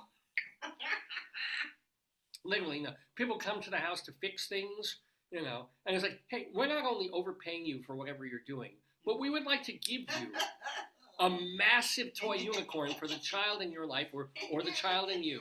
And they're like, no, we're okay. No, we have a cleaning person who comes in once a month, wonderful lady. We give her the shipment of maxi pads. What a life. We accidentally, for no good reason, Amazon sends us a box of maxi that's pads. so weird. That's weird. Every month. And there's no way to stop it. No, we can't. They said no. So literally, we're not paying for it. But somebody somehow glitched a number, or as a practical joke, has been sending us maxi pads once a month. And they're stinky. They're scented. Because they're down there to cover the pussy smell, right? So we get these once a month. Don't know what the hell to do with them, and have been giving them to our cleaning lady. She's pregnant now. She still takes them because she has a sister. She has sisters. Yeah, but still, it's kind of weird. It's like she's literally showing now in her belly, and it's like, here, have some maxi pads, and she's very grateful. She's like, oh, thank you very much. We're not saving her money. We're saving her sister, from having to buy always maxi pads. But we get things. But this woman, she's having a boy, right? Yeah, no. If she were having a girl. You were hoping for that. You were hoping to give the. Yeah, in a year or two. They'll be in summer. Maybe the kids around the pool, or if they ever have a yard sale thing again, we can try to sell it. Yes. And we could say, like, guess the weight of the unicorn and you get it free. Oh, or, yeah. Or name the unicorn. If you guess within more or less 80 pounds. If you make a guess. If you make any guess. If you're breathing. We just need. It's like one time I was at So my mother was like, in order to get new toys, I had to sell my old toys. Oh. So we went to which I didn't mind. I was not attached to stuff. Yeah. So we had a flea market, and I remember I was selling bikes, and I was like, I don't care. I want to get rid of them because, when bikes, you grow up, you can't ride bicycle. you can't ride the little one. So people are like, can you save it? Or I want that for me. And like, you could hold it for someone. And Mom said, like, hold it for an hour or two or whatever. But I was like, the unicorn's the opposite of that. Yeah. Oh, yeah. It's the opposite. So, and it's still in our what would you call our parlor room, our It's front. in our like reading room. Yeah, yeah. A big, enormous paint, formerly shit-stained unicorn. Joyce cleaned the poo-poo stain off it so that you really can't even see where it had been stained and besmirched and possibly shat upon. So it's a perfectly good used unicorn. Contact me. I can't mail. If I were to ship it to you, it would cost $250 to put, in the U.S. Postal Service. But there's got to be some way, if you really want a unicorn, and who wouldn't, to get rid of this thing. Yeah. I'm still upset that I didn't get the bunny to go with it. Do you remember that garage sale bunny? No. Because the unicorn is a The cute. bunny was creepy. It looked like a human being wearing a bunny costume, and I didn't know what was in that costume. That was creepster. The bunny costume was horrible. See, the unicorn thing is cute. It's a child's toy. It's a manufactured professional thing that you find at FAO Schwartz or whatever. But we saw at a garage sale on the front porch this enormous rabbit sitting in a chair, and it was made out of like straw and thatch and burlap with like I don't know what the hell. I'll bet it's worth like thousands of dollars. I'll bet it was some kind of thing made in the 1920s. I don't think so, honey. Really? I mean, you mean thousands of pennies, but I do no, that was not. Actually, thousands of pennies would add up, but still, I wonder if they still have that rabbit. If that comes out in the next garage sale, because they were only charging $15 for it, and I was so tempted, but I had the feeling that it was like covered with bed bugs and lice. Well, because she had a lot of bed bug treatment stuff in her downstairs. Yeah, right. So That sort of froze me for a minute. When we were going through that place, there was also they had for $1 they had a big what do you call it? A poop pillow on one of their beds. Oh yeah. What do they call it? A poop emoji pillow. And I was, I wanted one of those. It'd be great. And then we saw literally on one of their shelves like bed bug treatment. And I'm like, maybe not take the poop pillow. Maybe leave that for someone else. Yeah. But only we, Joyce and I, have Mr. Nosenbloom on our bedroom wall. And how proud we are of that, huh? Yeah. It's a little after 11:30 in the morning here on this Saturday morning, March 23rd, 2024. The 936th episode of Dave's Gone By. So we have our Colorado Limerick of the Damned to do, where we're going to Lazear, Colorado. I'm sorry, what? How you feeling? I should probably take this off about now because it's been on me for like 20 minutes or so at least. Well, I'll go put it back in the fridge here. Yeah. So. You want me to give you a tiny cold pack? You could tiny cold pack it. Well, no. The point is to you have to but hot and cold I think alternate. You can just cold pack it. Oh, all right, fine. Yeah. Because it's not a cute injury now. It's a. Oh, it was never cute. It was handsome for a certain period of time. But anyway, let me bring on His Eminence once again, Rabbi Sol Solomon, because tonight in America starts the Jewish holiday of Purim, a happy holiday. You eat hamantash and you spin a gra, you do all these things. It's fun. So here's the deal. Rabbi Sol celebrates Purim with comedy, with humor, with joy, with a rabbinical reflection, like a mini sermon that he does, where he will be telling Jewish-oriented jokes. What's better than that? So without further ado or don't, I'm going to share my screen. Wait, let me pull that down so you don't see all my files. Share screen. Here it is. So now you should be seeing this. And let me pull up for your delectation Rabbi Sol Solomon's Rabbinical Reflection. It's his 182nd, by the way. And it's for Purim. It's jokes for Purim of 2024. Please to enjoy.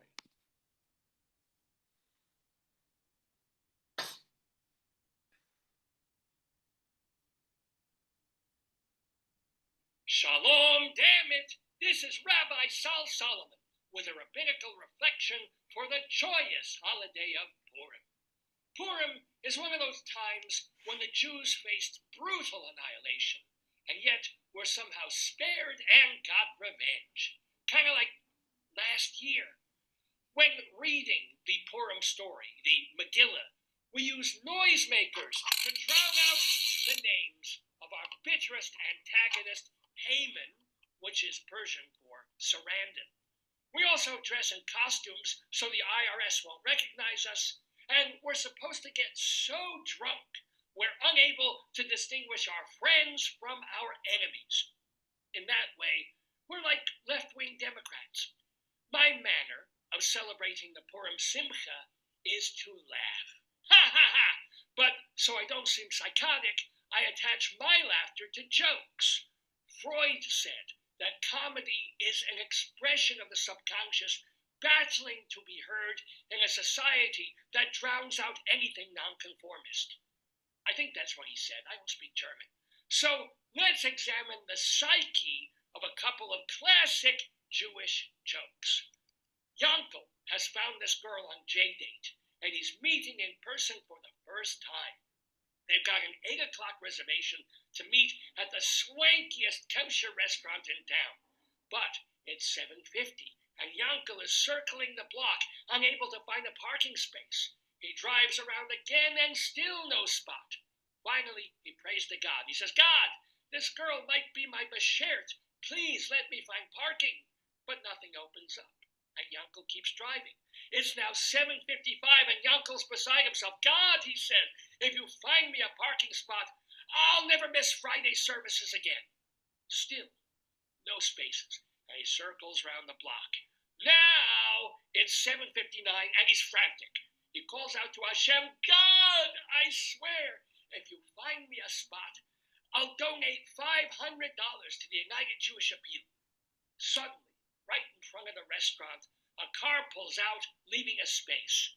Yankel says, never mind, God, I found one. What does this joke tell us about taking the Lord's name in vain? That we do it. That under duress we are apt to say anything, make any promise. It's what every person does going into surgery, hoping they'll come out of surgery. It's every horny putz who tells a girl he'll still respect her in the morning, and it's every girl who believes him. It's anyone who eats half a pizza pie and says, oh, God, I'm never eating again. 2 hours later, what, there's one slice left over? Let me just finish it. Humans show an uncanny talent for pivoting from need to satiation and right back to need. The little stops they make along the way to fulfill those needs, well, they're often forgotten the way a pregnant woman can't recall the pain of labor. After all, if Mama did, she'd shoot the father, punch her OB, and strangle the infant with its umbilical cord. Instead, she's moved forward, hugging the father, cradling her newborn, and wondering when her vagina will stop looking like the mouth of a camel. Anyway, let's have another joke, this one highly appropriate for our fraught and frightful times. When God was creating the world, he called his builders, the angels, together and told them his plan for a Jewish homeland called Israel. It will be a magical place, God said, beautiful, with hills, gardens, and so many natural wonders. And the Jews will be smart and resourceful. They'll build great cities and farms, make fantastic art, excel in science and engineering. Truly, Israel will be a beacon to all nations. Sounds amazing, God, said the angels, but won't the rest of the world see all this perfect stuff and be jealous of the Jews? No, the Lord replied, wait till they see who they have as neighbors. Of course, this joke has an especially jagged edge these days, even though, technically, Israel was attacked not by neighbors, but by its own squatters. Muslims we were nice enough to give land to inside the Jewish state rather than forcing them to move to Africa or Arabia or, God forbid, Amityville. And the upshot is that for 75 years, while trying just to survive in our minuscule homeland, we've been confronted with non-stop terrorism and war. And now, the Arabs' misinformation campaign has been swallowed up by the kinds of teary-eyed liberals who think shoplifting is the store's fault, turnstile jumping is a human right, and blocking traffic is an act of courage rather than anarchy. But I'm sorry, it's Purim. I meant to keep things light. So here's one more joke. It's late night, and a policeman sees a car speeding down the highway. He pulls the car over and is surprised to see the driver, a rumpled, middle-aged Jewish man. The officer runs his information and says, Mr. Schwartz, we both know you were speeding, but it's 2 a.m. Where were you racing? To a lecture, says the driver. A lecture, says the cop. Who gives a lecture at this hour? My wife. This isn't technically a Jewish joke. It could work for anybody, but the joke tastes Jewish because it teaches us that you always answer for your deeds. If it isn't to a policeman's blotter or a judge, it's to your spouse or your boss or your children or maybe just that reflection in the mirror. So, whenever possible, we try to be our better selves. Rather than dread the consequences of our actions, we want to anticipate the delight our efforts will bring to others. Needless to say, this is an ideal. And as flawed human beings, we're more likely to do the right thing for the wrong reasons, or the wrong things for any reasons, than to be perfect people. But on Purim, when right and wrong are intentionally confuzzled, we can simply enjoy the mishigas inherent in being human and Jewish. This has been a Rabbinical Reflection from Rabbi Sol Solomon, Temple Sons of Bitches in Great Neck, New York. Roger Waters, Jonathan Glazer, Susan fucking Surratt.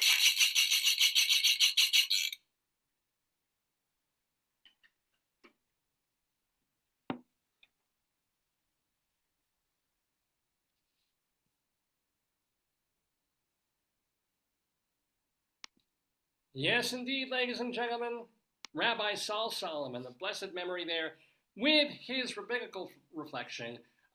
If you have any issues or comments about Rabbi Sol, send your complaints to davesgoneby at AOL.com. DAVESGONE, davesgoneby at AOL.com. Plus, you can follow Rabbi Sol on his Twitter feed at Rabbi Sol Solomon, SOLOMON, SOLOMON, Sol Solomon.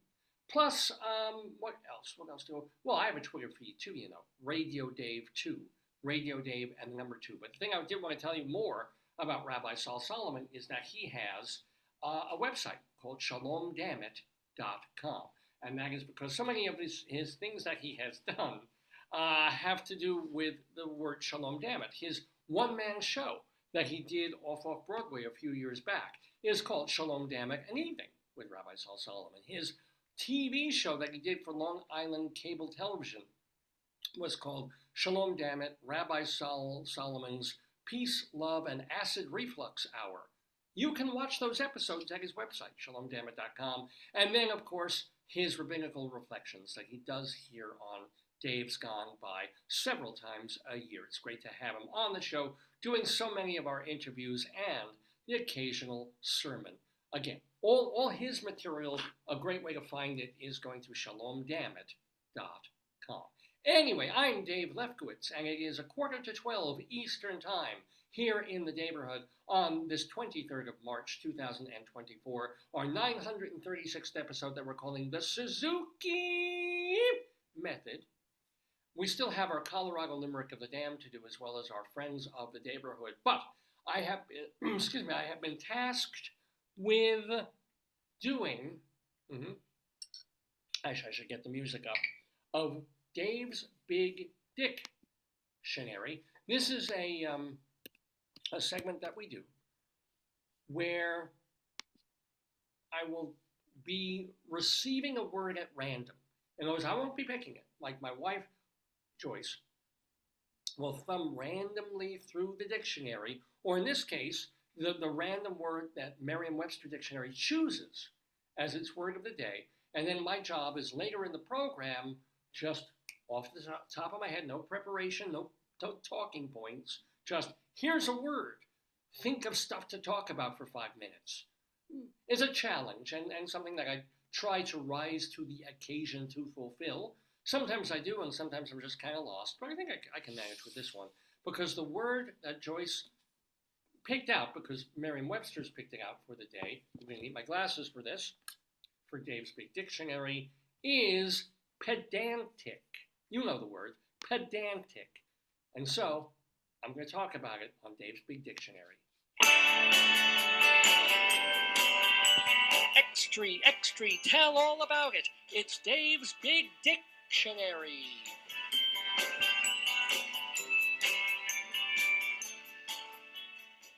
So here's the word. It is, of course, a variant of pedant, which is a noun, a person who makes a show of knowledge, or a formal and uninspired teacher. Someone who's kind of showing off their knowledge. They know a lot of stuff, but they don't really communicate it that well. They're just there to show you how much they know, and for you to be incredibly impressed by them. So a pedant is pedantic. How can I talk about pedantic? Well, it does bring up a couple of different things randomly to mind, because I myself am fairly pedantic. I'm an adjunct English professor. It comes with a friggin' territory. I'm a film professor who grew up watching silent movies and films from the 1950s. So I'm sure I come across to my students fairly often, sometimes trying to help them, and other times trying to say, well, the semicolon goes here for this reason. Or, let me tell you about Almodovar's films. And it's pronounced Almodovar because the accent is over the D-O-O rather than the var, the A in var, because other people do pronounce it Almodovar. Yeah! Doesn't matter, but I know this stuff, and I think about this stuff, and I want to impress you with the size and capacity of my brain, and therefore I can turn pedantic. The modern word for it almost is mansplaining, whether you're doing it to a woman or not. This kind of thing of like, here, I know these things. Let me tell you. Let me show you how much I know and how superior I am to you. A lot of us are guilty of that. I'm certainly guilty of that at times. But the word pedant does bring to mind, first of all, sorry? How you feeling? I'm doing all right. I've got heat on now rather than the cold.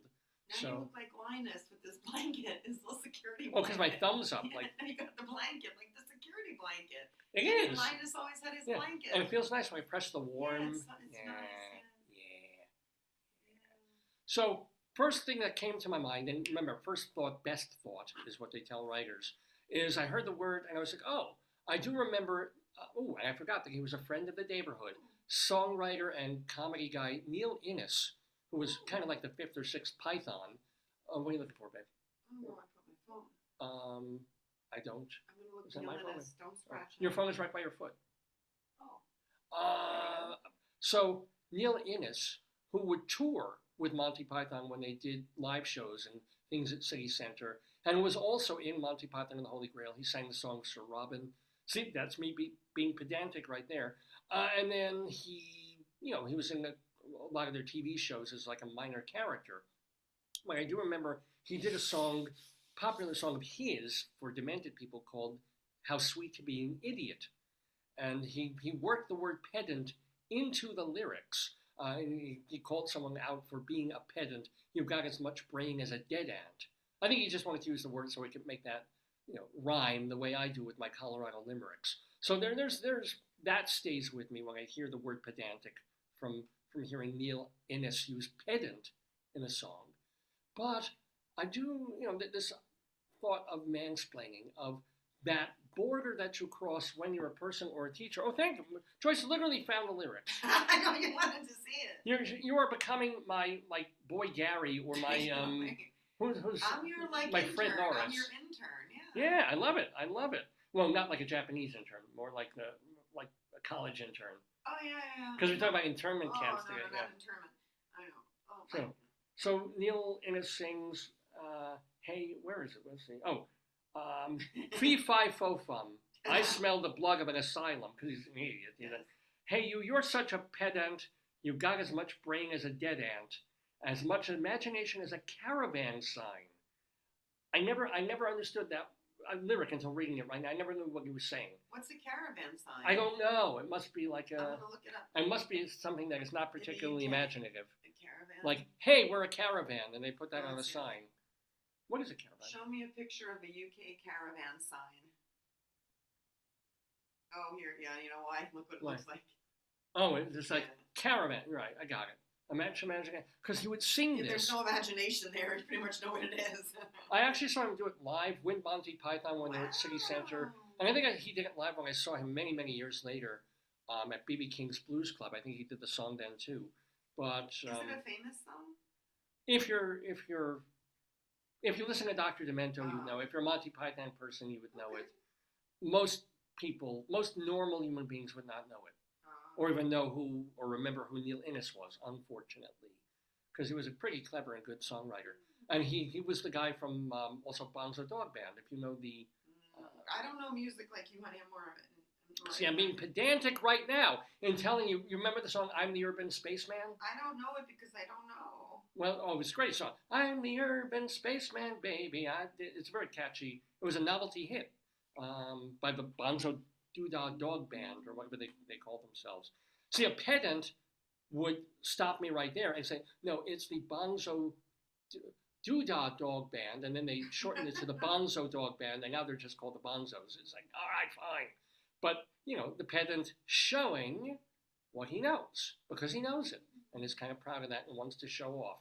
So we all have that bit of us in it, of being the advice giver, the mansplainer, the thing of, I want to help you. I want to share this bit of knowledge that maybe will stick to your brain, but even if it doesn't, I've shown you how much I know, and therefore I am something of a pedantic person. So yeah, I do it. I'm absolutely guilty of that when anybody asks me. Is it like anything. esoteric, right? Well, it can be esoteric knowledge.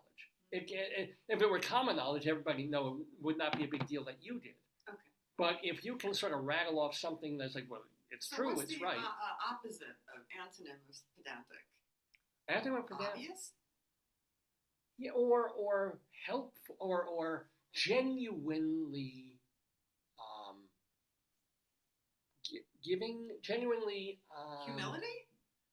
Well, a pedant would not be humble in those moments. Where is that? Do we have our encyclopedia with the... That's in another room, Oh, or that it's would probably have- under that shelf in there. But what would be the opposite of pedantic? It would, the antonym book, but except that antonym book doesn't have any words Probably in won't it. have pedantic in it. It's right there. You're facing it. It's literally See if it's in there Oh. for the thesaurus part. I don't know which is which. Opposite of pedantic would be genuinely instructive and helpful.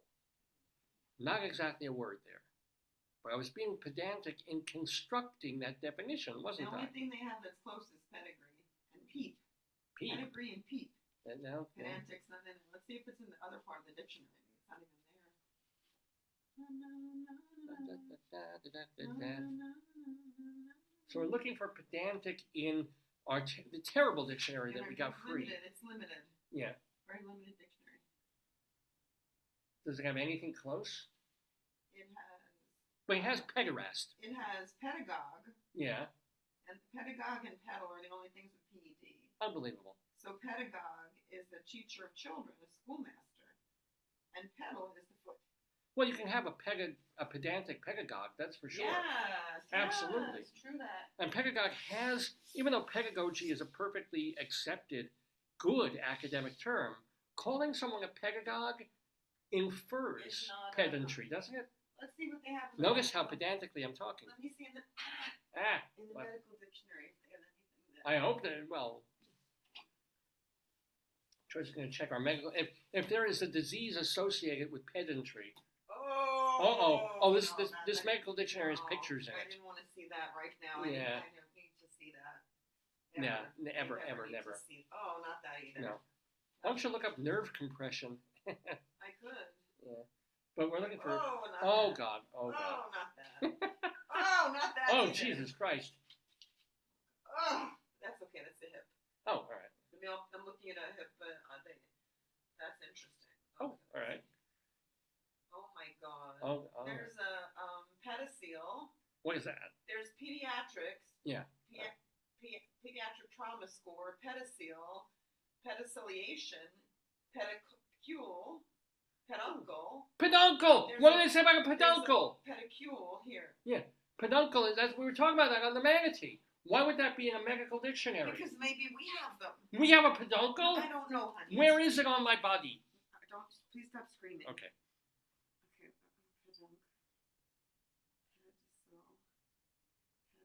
Peduncle. You gotta look at it's right here. See the stem. Synonym is peduncle, is a pedicel. It's a stem. Wow. See right here. What do they mean by stem? Like a body part? Pedicel, I see it. Okay, good. The stem that attaches a new growth, the bony process that projects backward from the body of a vertebra, You know what connecting it is? with Like, a you know lamina. when you have, sometimes you get a mole and the mole has a stem? I Yes, think the stem could be a pedicel. or a peduncle. Yeah, I believe that's what it is. And you know, Oh, look what happened. look, and by the way, The one sloth, he fell on the other one. That's not good. you know who's married to the peduncle? Who? The pedant. Now that is Dave's Big Dictionary, ladies and gentlemen. There you go. On this Saturday morning, March 23rd. It's almost noon. Not quite. Well, we're getting ready to finish the show. We just have a couple My more. bread is still cooking, so I Oh, keep we got checking on it tons that of it's time. not. Yeah.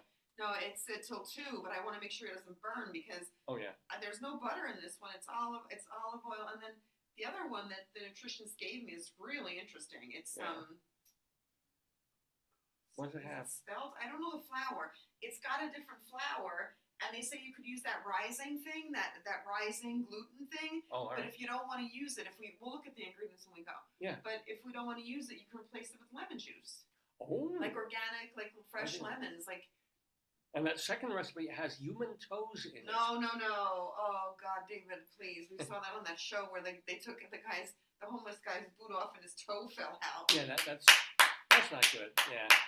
I guess he had toe main poisoning. No, but ladies and gentlemen, it is, before we get to our Colorado Limerick of the Damned, I do want to do some thank yous and some happy stuff about folks who've been in the Daverhood. These are people who have guested on this program since our very first episode 21 years ago, all the way through the last week or so. We call them the Friends of the Daverhood. Whoa. Yeah. Sing it. Get down. All right, ladies and gentlemen, Friends of the Daverhood for this Saturday. So those include, well, first of all, thank you very, very much to our brand new friend, John Suzuki. You're going to want to get his book, American Grit, by going to AmericanGrit.com or checking out his website, johnsuzuki.com. You're also going to want to hear his podcast, which is FindingBetter.com. The podcast title is Finding Better. And obviously a very well-spoken, very charming fella that you're going to want to listen to and you're going to want to read, American Grit. So, and we thank him, of course, for talking to Rabbi Sol Solomon in the Daverhood this week. And Rabbi Sol, we told you his website is shalomdammit.com and that his Twitter feed is at Rabbi Sol Solomon. And let's see what else is happening with folks who haven't been on the show today, but who have been on the show at other times. Well, first of all, got to wish what Rabbi Sol would call a refuah shlema, a get better soon, to our cabaret friend Richard Holbrook. His jaw cancer has reoccurred. So he dealt with it. It was parts of stuff cut out. He overcame it. He's been doing a lot of cabaret recently, like really getting his career back started, and then suddenly, this reoccurs. So we really hope that it's not going to be that big a deal. And a refuah shlema to Art Paul Schlosser. Oh, you got to see the picture of him. It's on his Facebook. Is he hurt? Yep. What happened? He actually puts this so beautifully. This is his posting on Facebook, quote, "Sorry to say, but I was walking and didn't notice the sidewalk was up a little bit. Oh, no. Then my foot hit it, Oh, no. and before you know it, I was flying, Wow. but I remember I didn't have wings." Well, that's good. I love that. And it's like, That's very good. it's like- He made sense of it. yeah. I try to land softly, and this is beautiful, but above the sidewalk was more sidewalk. Oh, no.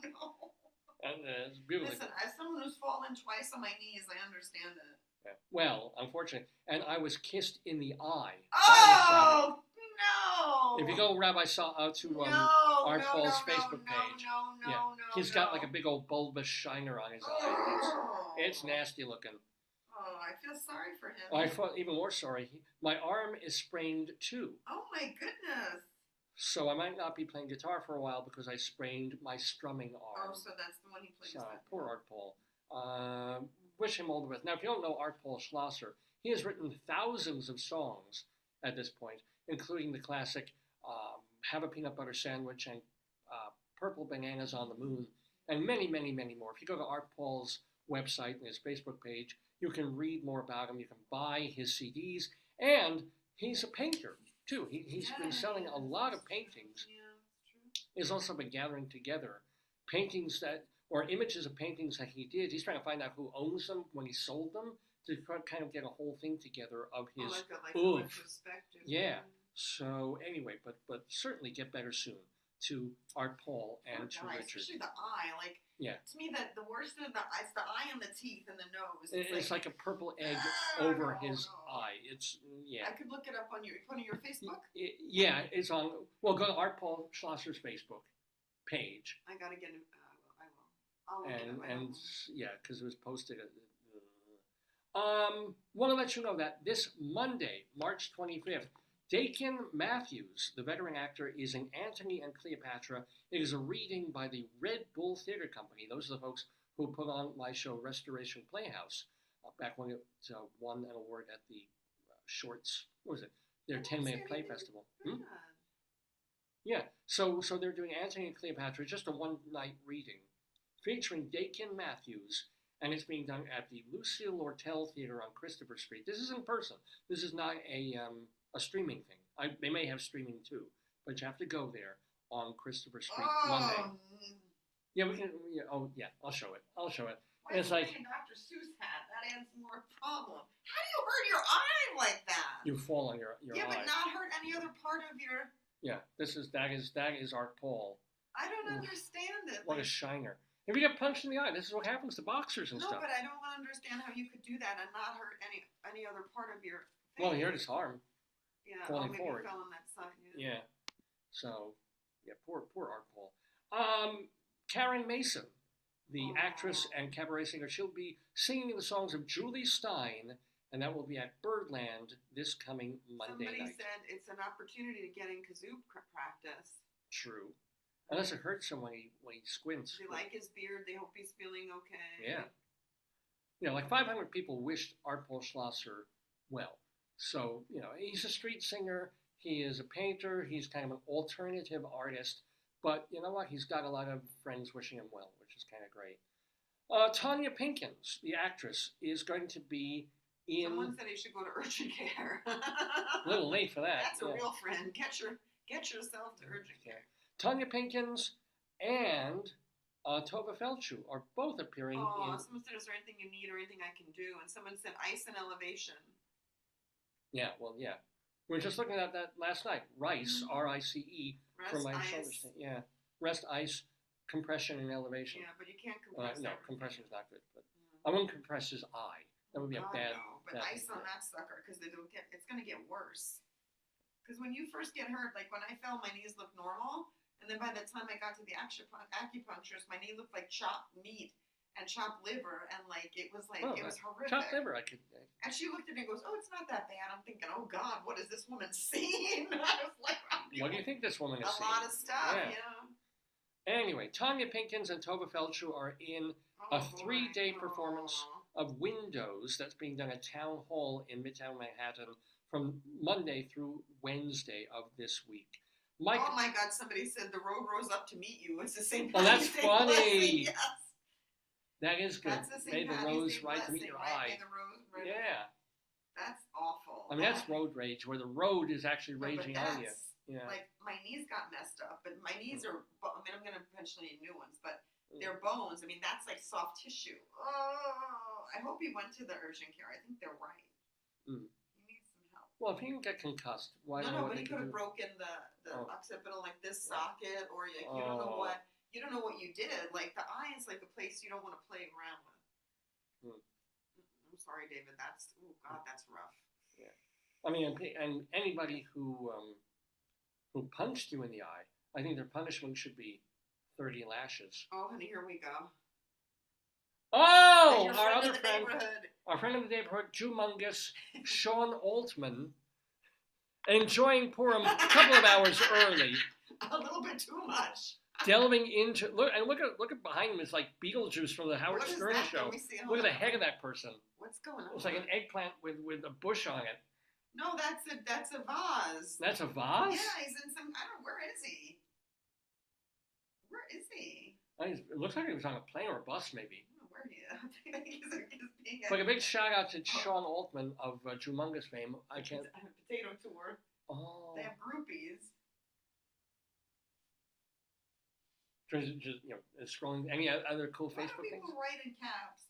I just found out that my short film, The Lifters, you can see on Vimeo film site. Just type Lifters. Why is it in capital letters, honey? Well, then once you can notice it, I know, you but did. the whole thing. Oh, Yeah. okay.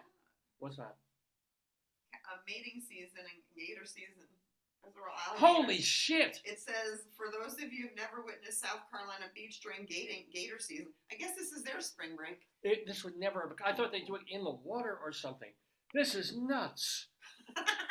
This is nuts. This is amazing. Look at that.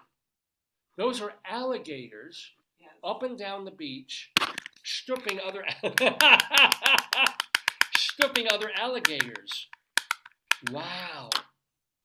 Wow. You have a lot of odd Facebook friends. I'm just telling you that, David. Hey, how does an alligator use a phone? They crocodile.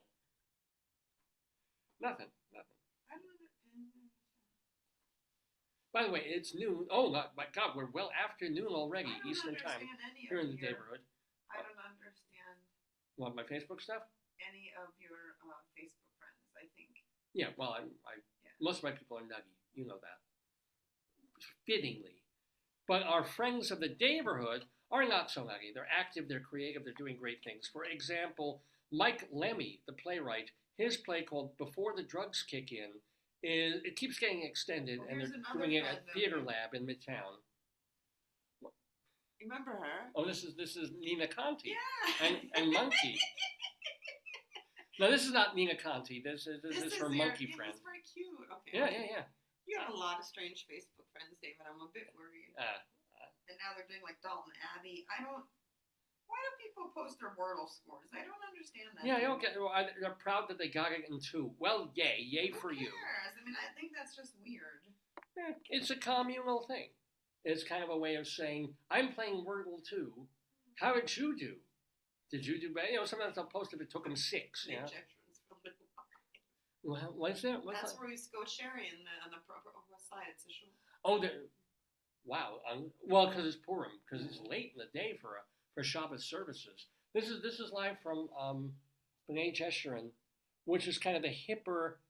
So I guess they're probably doing the Megillah, and I don't really see them in costumes. I think they're doing the serious shit now, but no, because it's an enormous tallis. What the hell are they doing? I don't know, honey. I think they're going for the Guinness Book World Record, babe. Of the longest tallis. But do the fringes count? I don't. Because they are sort of a fringe organization. I don't understand half of I don't know what half the things mean in your Facebook. Well, yeah. Well, you know what? People who watch this show don't know what half the things mean that I say or that we do. So it's sort of fitting. Oh, Karl Malden was born today. Karl Malden, the actor? Yay! Yay. Any others? Matisyahu? Yeah, this coming to Brooklyn. Oh, when? It's called Hold the Fire Tour in March 23rd, which is, what's today, the 22nd? Today. It's today He's for announcing today. Purim. That's so cool. Mm-hmm. I tried to get him when I was at the student radio. I tried to get his people and get him on the show, but no. Yeah, So. there's a lot of I don't understand what's going on. Oh, I stopped understanding what's going on many years ago. Pictures of letters people write down, I don't know. The ads are crazy. Mm-hmm. Oh yeah, any ads that are orphans in Gaza, please No, block. it's not that. The ads are for a lot of home goods. Oh. There's nothing crazy about that. It's Home Goods. We shop there. Any others? All right. Well, again, also congratulations to Mike Lemmy on his play Before the Drugs Kick In. I think they're bringing that to Edinburgh or some big festival. This is just an example of an image they share with you. It's a man having a dinner with a black hole. I'm not sure, but that means something. Wouldn't that be Ted Danson and Whoopi Goldberg? No, I don't know what that means. Yeah. Anywho, yeah. This is my internet life, and this is my other internet life, doing this show for all of you. Want to let you know that, it's an Austin Pendleton alert. Oh, they say that the Princess Kate has cancer. She announced that she had... Kate Middleton has cancer. What? Of what? I didn't really read. Because they were hiding her, and then, anytime... This is the thing, why not just come out with anything? Because the more you hide something, the more drama. Is that true? True. But you know what? In our culture, even if you come out with something, even if you say this is different, it's still going to ask you 4 million questions, and they're still going to doubt what you're saying. So you might as well not, because I get it. I get the fact that. But why did they say? They said it wasn't cancer. Or they didn't deny, or they didn't say what it was or wasn't. I don't understand. So I wish her well. Obviously, that's not we do. That's not good. Yeah. Well, no, there are people I would love to get cancer. I don't understand anything anymore. Welcome to my life. So there. Anywho, let me finish telling people that we have an Austin Pendleton alert. He is directing his own play. It's a revival of his well-received piece, Orson's Shadow, and he's doing that at Theater for the New City. It's already running, and it runs till the end of March, so you have one more week to see it. And then Charles Busch wrote and stars in the acclaimed play Ibsen's Ghost that they're doing at 59 theaters. That is running now through the middle of April. And speaking of directors now, that Charles Busch is writing and starring, Gabriel Barry is directing the new off-Broadway revuesical, A Sign of the Times. It's at the New World Stages. It was originally produced by the York Theatre Company, running now through early June.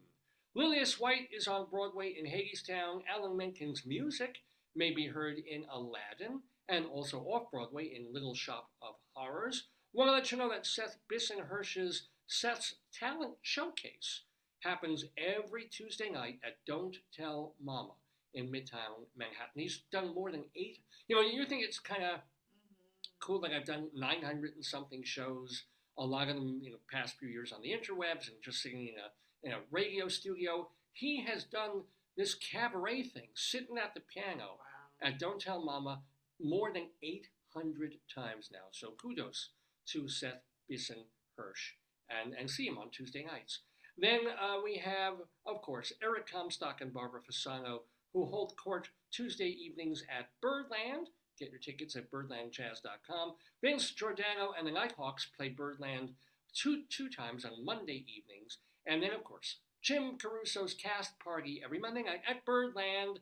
Get your tickets at birdlandjazz.com. And also a reminder that Michael Garin is the resident pianist at the Roxy Hotel in Tribeca. You can see him all week long, Tuesdays through Saturdays at the Roxy. StageBuggy.com is a website of New York nightlife and theater and culture and stuff to do in New York, founded by our friend Evan Seplow. David Sheward writes for TheaterLife.com, CulturalDaily.com, and my own TotalTheater.com. He reviews theater. Want to let you know that Leslie Hoban Blake and Charlie Gross co-host Two on the Aisle, which you can find on YouTube as well as Manhattan Neighborhood Network. And gotta give a love shout out to Vicky Quaddy, who does Late Night Catechism and Are You Smarter Than Your 8th Grade Nun in Chicagoland and thereabouts. Basically every week. I mean, she's always been doing it for years, and many, many, many more years, God willing, to come. And those, my friends, are the friends of the Daverhood.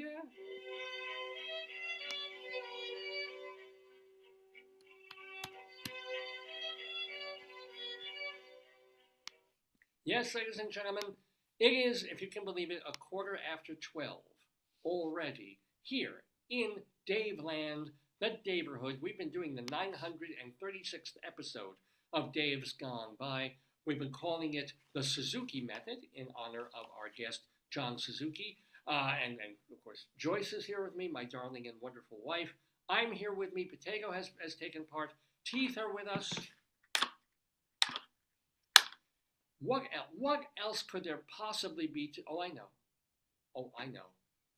Ladies and gentlemen, for many years now, since Joyce and I lived for a while in Colorado, I took it into my head to write a poem about as many places in Colorado as I possibly could. I thought, What's cute the little place? What's the place? Today's, you can do the setup. There's not a lot about it, but today's Colorado Limerick of the Damned, we will be going to Lazear, Colorado. I'll spell it for you. Lazear. Lazear, Colorado. And I have a limerick, a disgusting, horrible one, of course, about it. Let me get the music up for our Colorado Limerick of the Damned. You're the poetry man. A limerick is a comic verse of 5 lines, in which lines 1, 2, and 5 will end with words that rhyme, and likewise verses 3 and 4 also end with words that rhyme. So this is a limerick. Rocky Mountain, Colorado, Colorado, Colorado. Yes, indeed, Rocky Mountain High. Even though Joyce and I, we lived in New York for a while after Colorado, and now we live in Maryland, still have fond memories of Colorado. David, I've never heard of Delta County, and I've done research throughout Colorado. I've never heard of that county. Huh. Have you thought about triangulating? Yeah, because Delta's like that. Or use the Force. Well, the Delta Force. Comedy. Comedy's what I do. So, can you find anything about Lazear? It has 168 people in a post office. That's all. Yeah, but that really, yes, that's it. It's the demographic. Oh. What? So it's near Gunnison. I know Gunnison. Delta County's near Gunnison. I know that. All right, so it's not that far. I was there. So Lazear itself is an unincorporated town, and it's a census-designated place. It says. Ooh. It's near Cedar Ridge, Crawford, Hotchkiss, Orchard City, Paonia, Austin, Corey, and Eckert. There you go. But it's an undesignated place. So it's about 2.5 square miles, which is bigger than some of the other places that we've been doing on our Colorado Limerick of the Damned. It's mostly white, and it's 2/3 male, which is an interesting, not a town you want to go. I don't see that. If we're looking for puss. So, maybe go more to the ski areas if you're looking to hook up or something. Gunnison I like. Joyce mentions the post office that was founded in 1912. And the whole thing was named after the founder of the town, J.B. Lazear. And it's one of those times, at least I was able to find how you pronounce it. Because some of these things, is it Lazear, is it whatever? It's Lazear, apparently. And now, ladies and gentlemen, now that we've given you really everything anybody needs to know about Lazear, Colorado, let me cap that with a 5-line poem, our Colorado Limerick of the Damned. 'Twas talk of the town in Lazear. That night Lindsay Lohan was here. She taunted the mayor and dared him to lay her, then took a shit in her brassiere. As I said, please send your comments and complaints to davesgoneby@aol.com. davesgoneby@aol.com. You can also message me right here on the Facebook page under the show, or direct message me if we're friends, or even if we're not friends. I can probably read what you're writing. So I'm happy to hear things you liked about the show, things you have to suggest. And I can't necessarily respond to everybody, but I do my best and to give thumbs up or just acknowledge. But understand that I do try and read everything that comes in.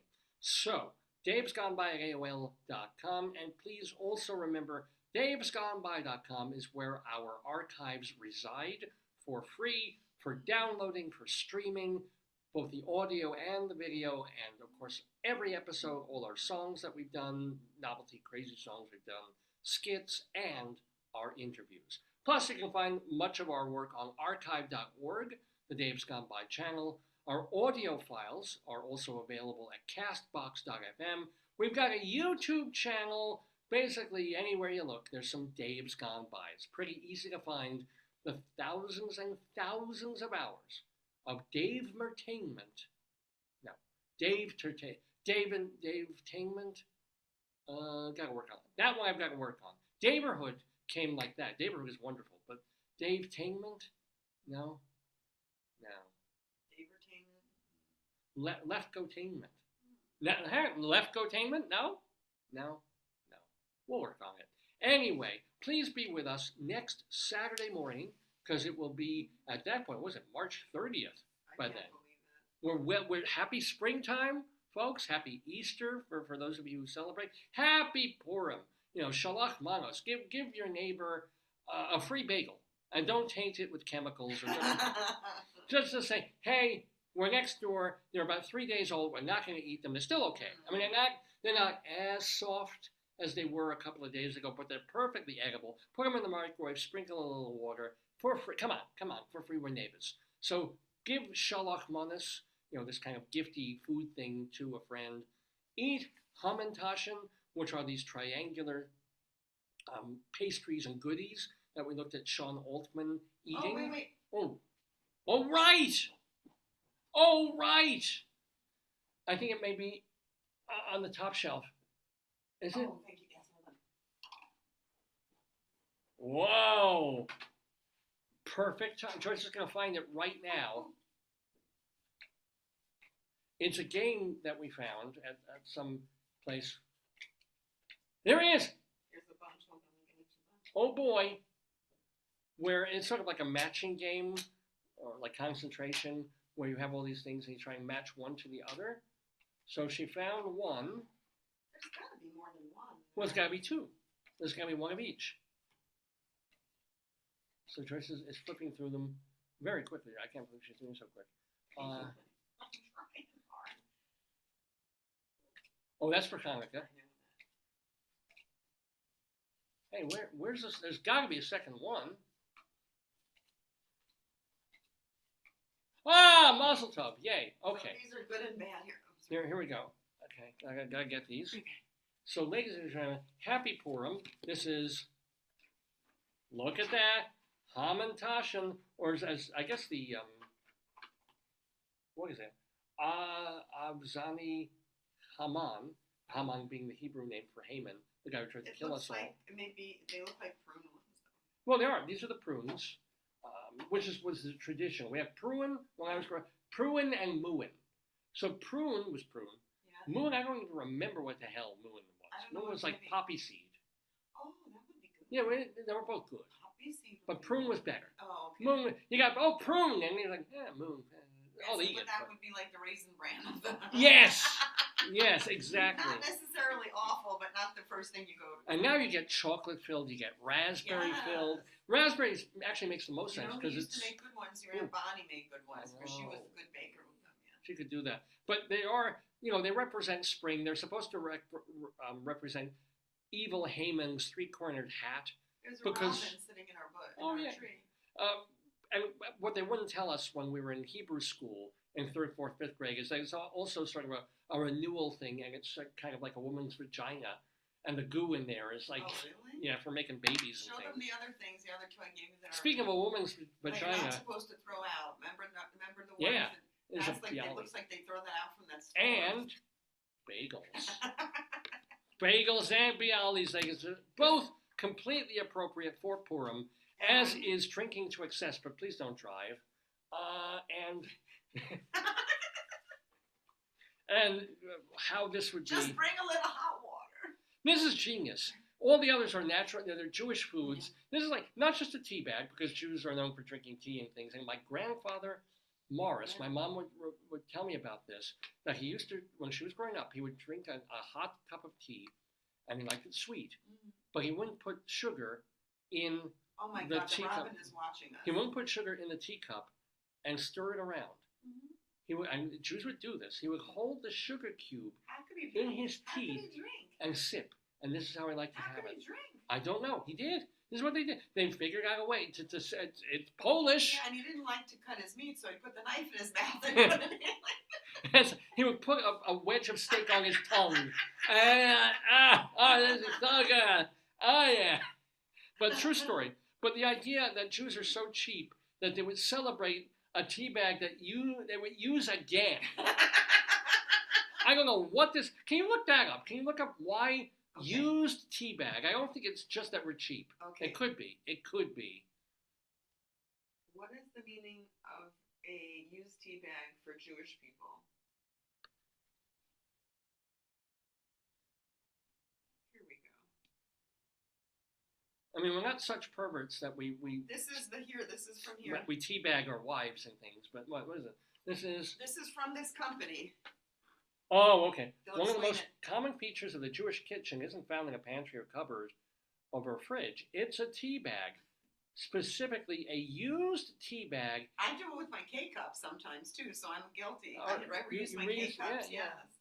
My K-cups. So they're air drying on the counter or creating a tiny pug along a saucer. Yes. Oh. Why? For my parents who were otherwise coffee drinkers, a cup of tea was a nightly ritual when I was growing up. They didn't go for anything fancy or herbal or decaf. It was Lipton all the way. And they would share a single tea bag between the two of them. Oh, that's beautiful. Probably because of the caffeine. So it's less caffeine for the second person anyway. They would, and then leave it on the counter for the next night. Oh! I didn't keep track of how long they'd make it last. It's entirely possible that they had only the one tea bag. Now, I've heard similar stories from Jewish households for decades. Maybe it's a reflection on the ancient Talmudic principle of Bal Tashlich, or Tashchit. I really should put my glasses back on. Bal Tashchit, preventing needless waste. Yeah, because a tea bag that you've used 5 times, don't try it. Yeah, okay. Or a more generationally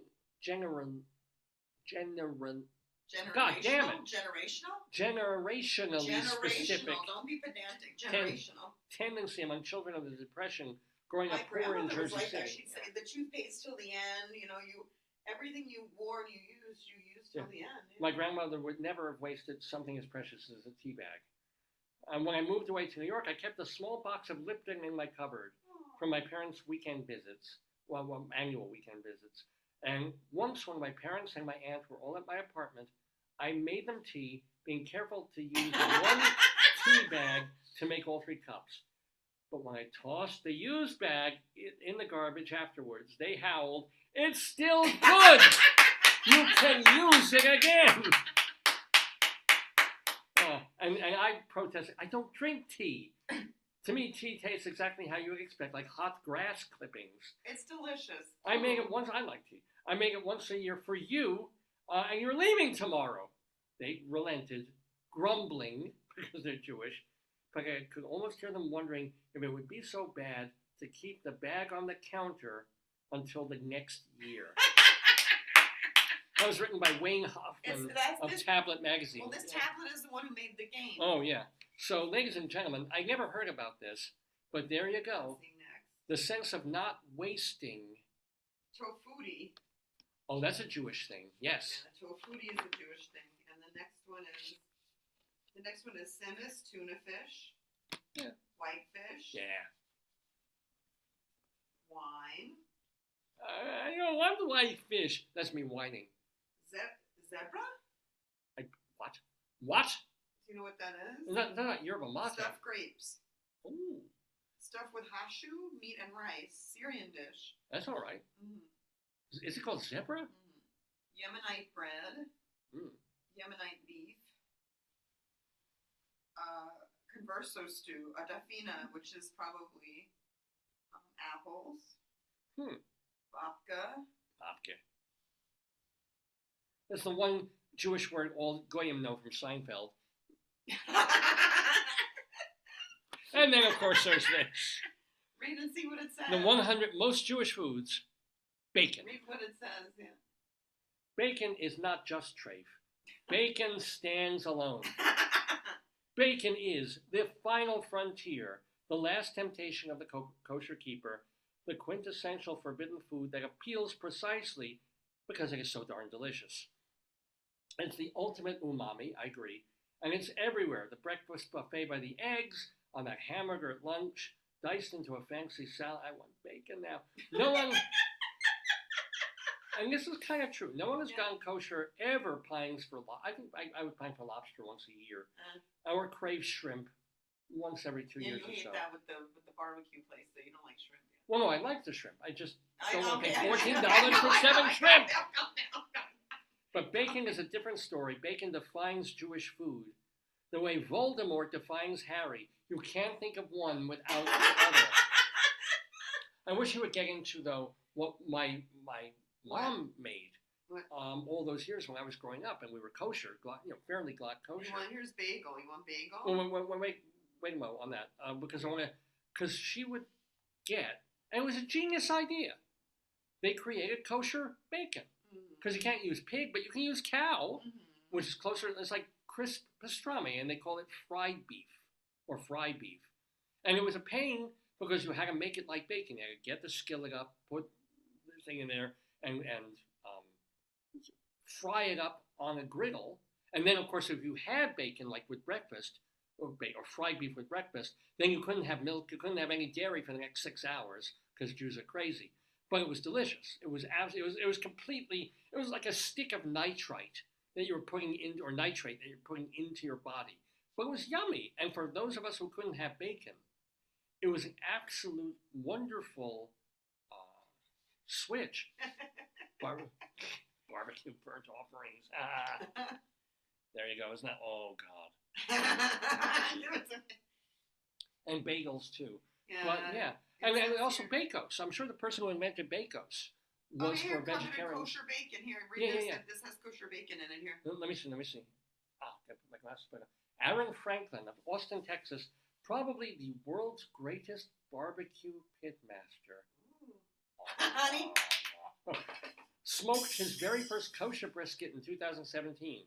Well, he wasn't having a religious awakening. He was honoring Ari White and Izzy Edelman, two Jews who respectively captured the coveted Brisket King New York City title. The king of, quote, kosher bacon. Brisket is not kosher bacon. The sinewy cut, of course, has long been a staple of both Jewish cooking and American barbecue. But the latter's love affair with pork, pulled, ribs, or otherwise, meant that Jews were largely absent from the barbecue pit. Not anymore! Amen to that.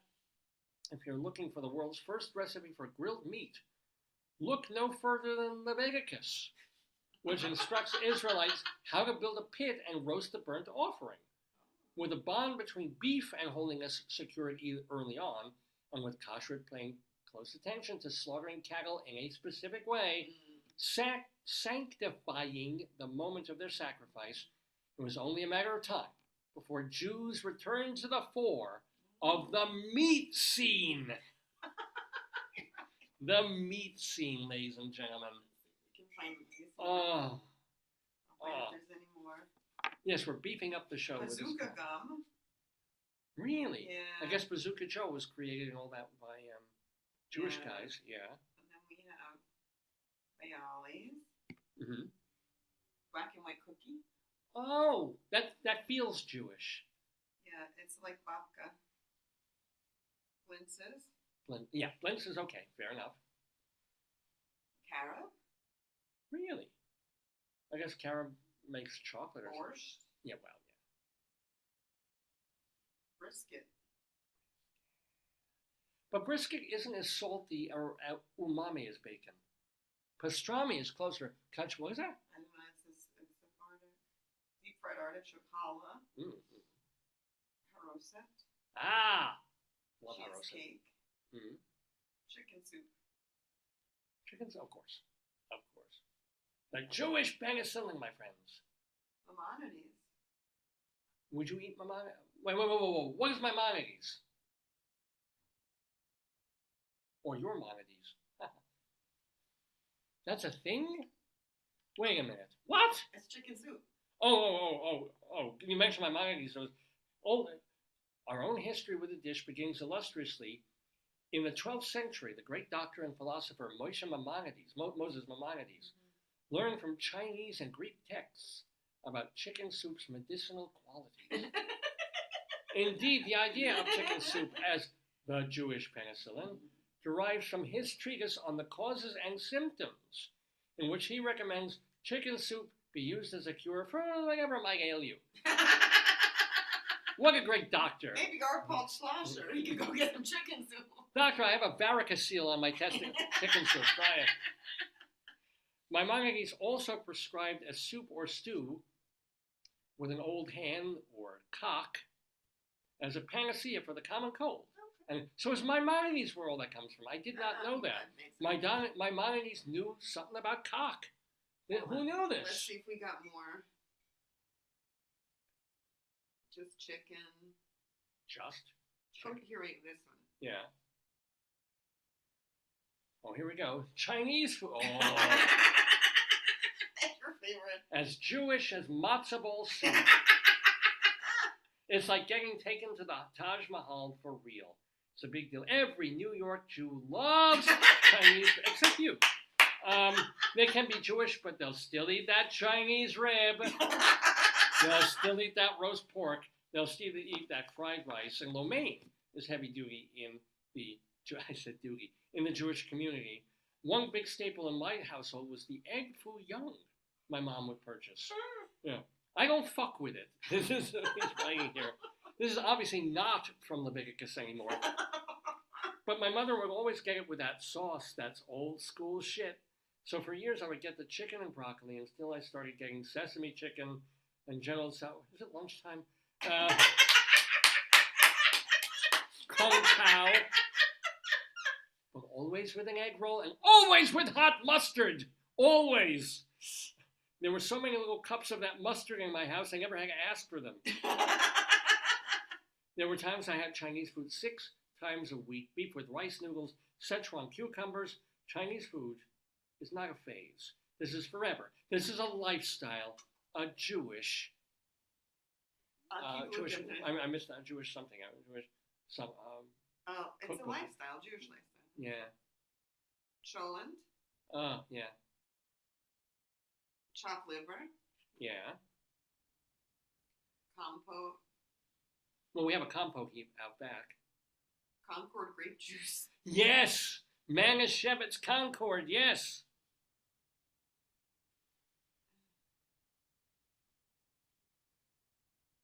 Joyce is skimming through. Cottage cheese. Yeah. Green Breakstone. cheese. Yeah. Dates. Oh, it's in alphabetical order. That's why deli. Deli, of course. Deli. No, you gotta stop. Yeah, It's we're getting on here, yeah. We're only up to D. So anyway, I'm D for David, and that's my wife Joyce, and we've been doing the 936th episode of Dave's Gone By Live on this March 23rd, 2024. Thank you again to John Suzuki. Go get his book, American Grit. Thank you to Rabbi Sol Solomon. Check out his website, shalomdammit.com. Thank you to my darling and adorable wife, Joyce. And thank you to me. Don't forget to check out my other website, davelefkowitz.org. If you want to read my work, if you want to read my plays, my song lyrics, my interviews, all sorts of crazy, crazy stuff, davelefkowitz.org. Well, it is long overdue, so it's almost 20 to 1 at this point on this Saturday. But we've had so much fun with you. I hope you had fun too. Please be with us next Saturday, March 30th. Wow, March 30th for the 937th episode of the Dave's Gone By Facebookio, Podcastio, Programmio of the stream. Until then, have a great Purim. Have a fine, well, wait, is Easter this weekend or next? I think Easter's going to forget the Easter thing. But definitely have a great Purim. Have a fine spring and gone by. Dave's gone by.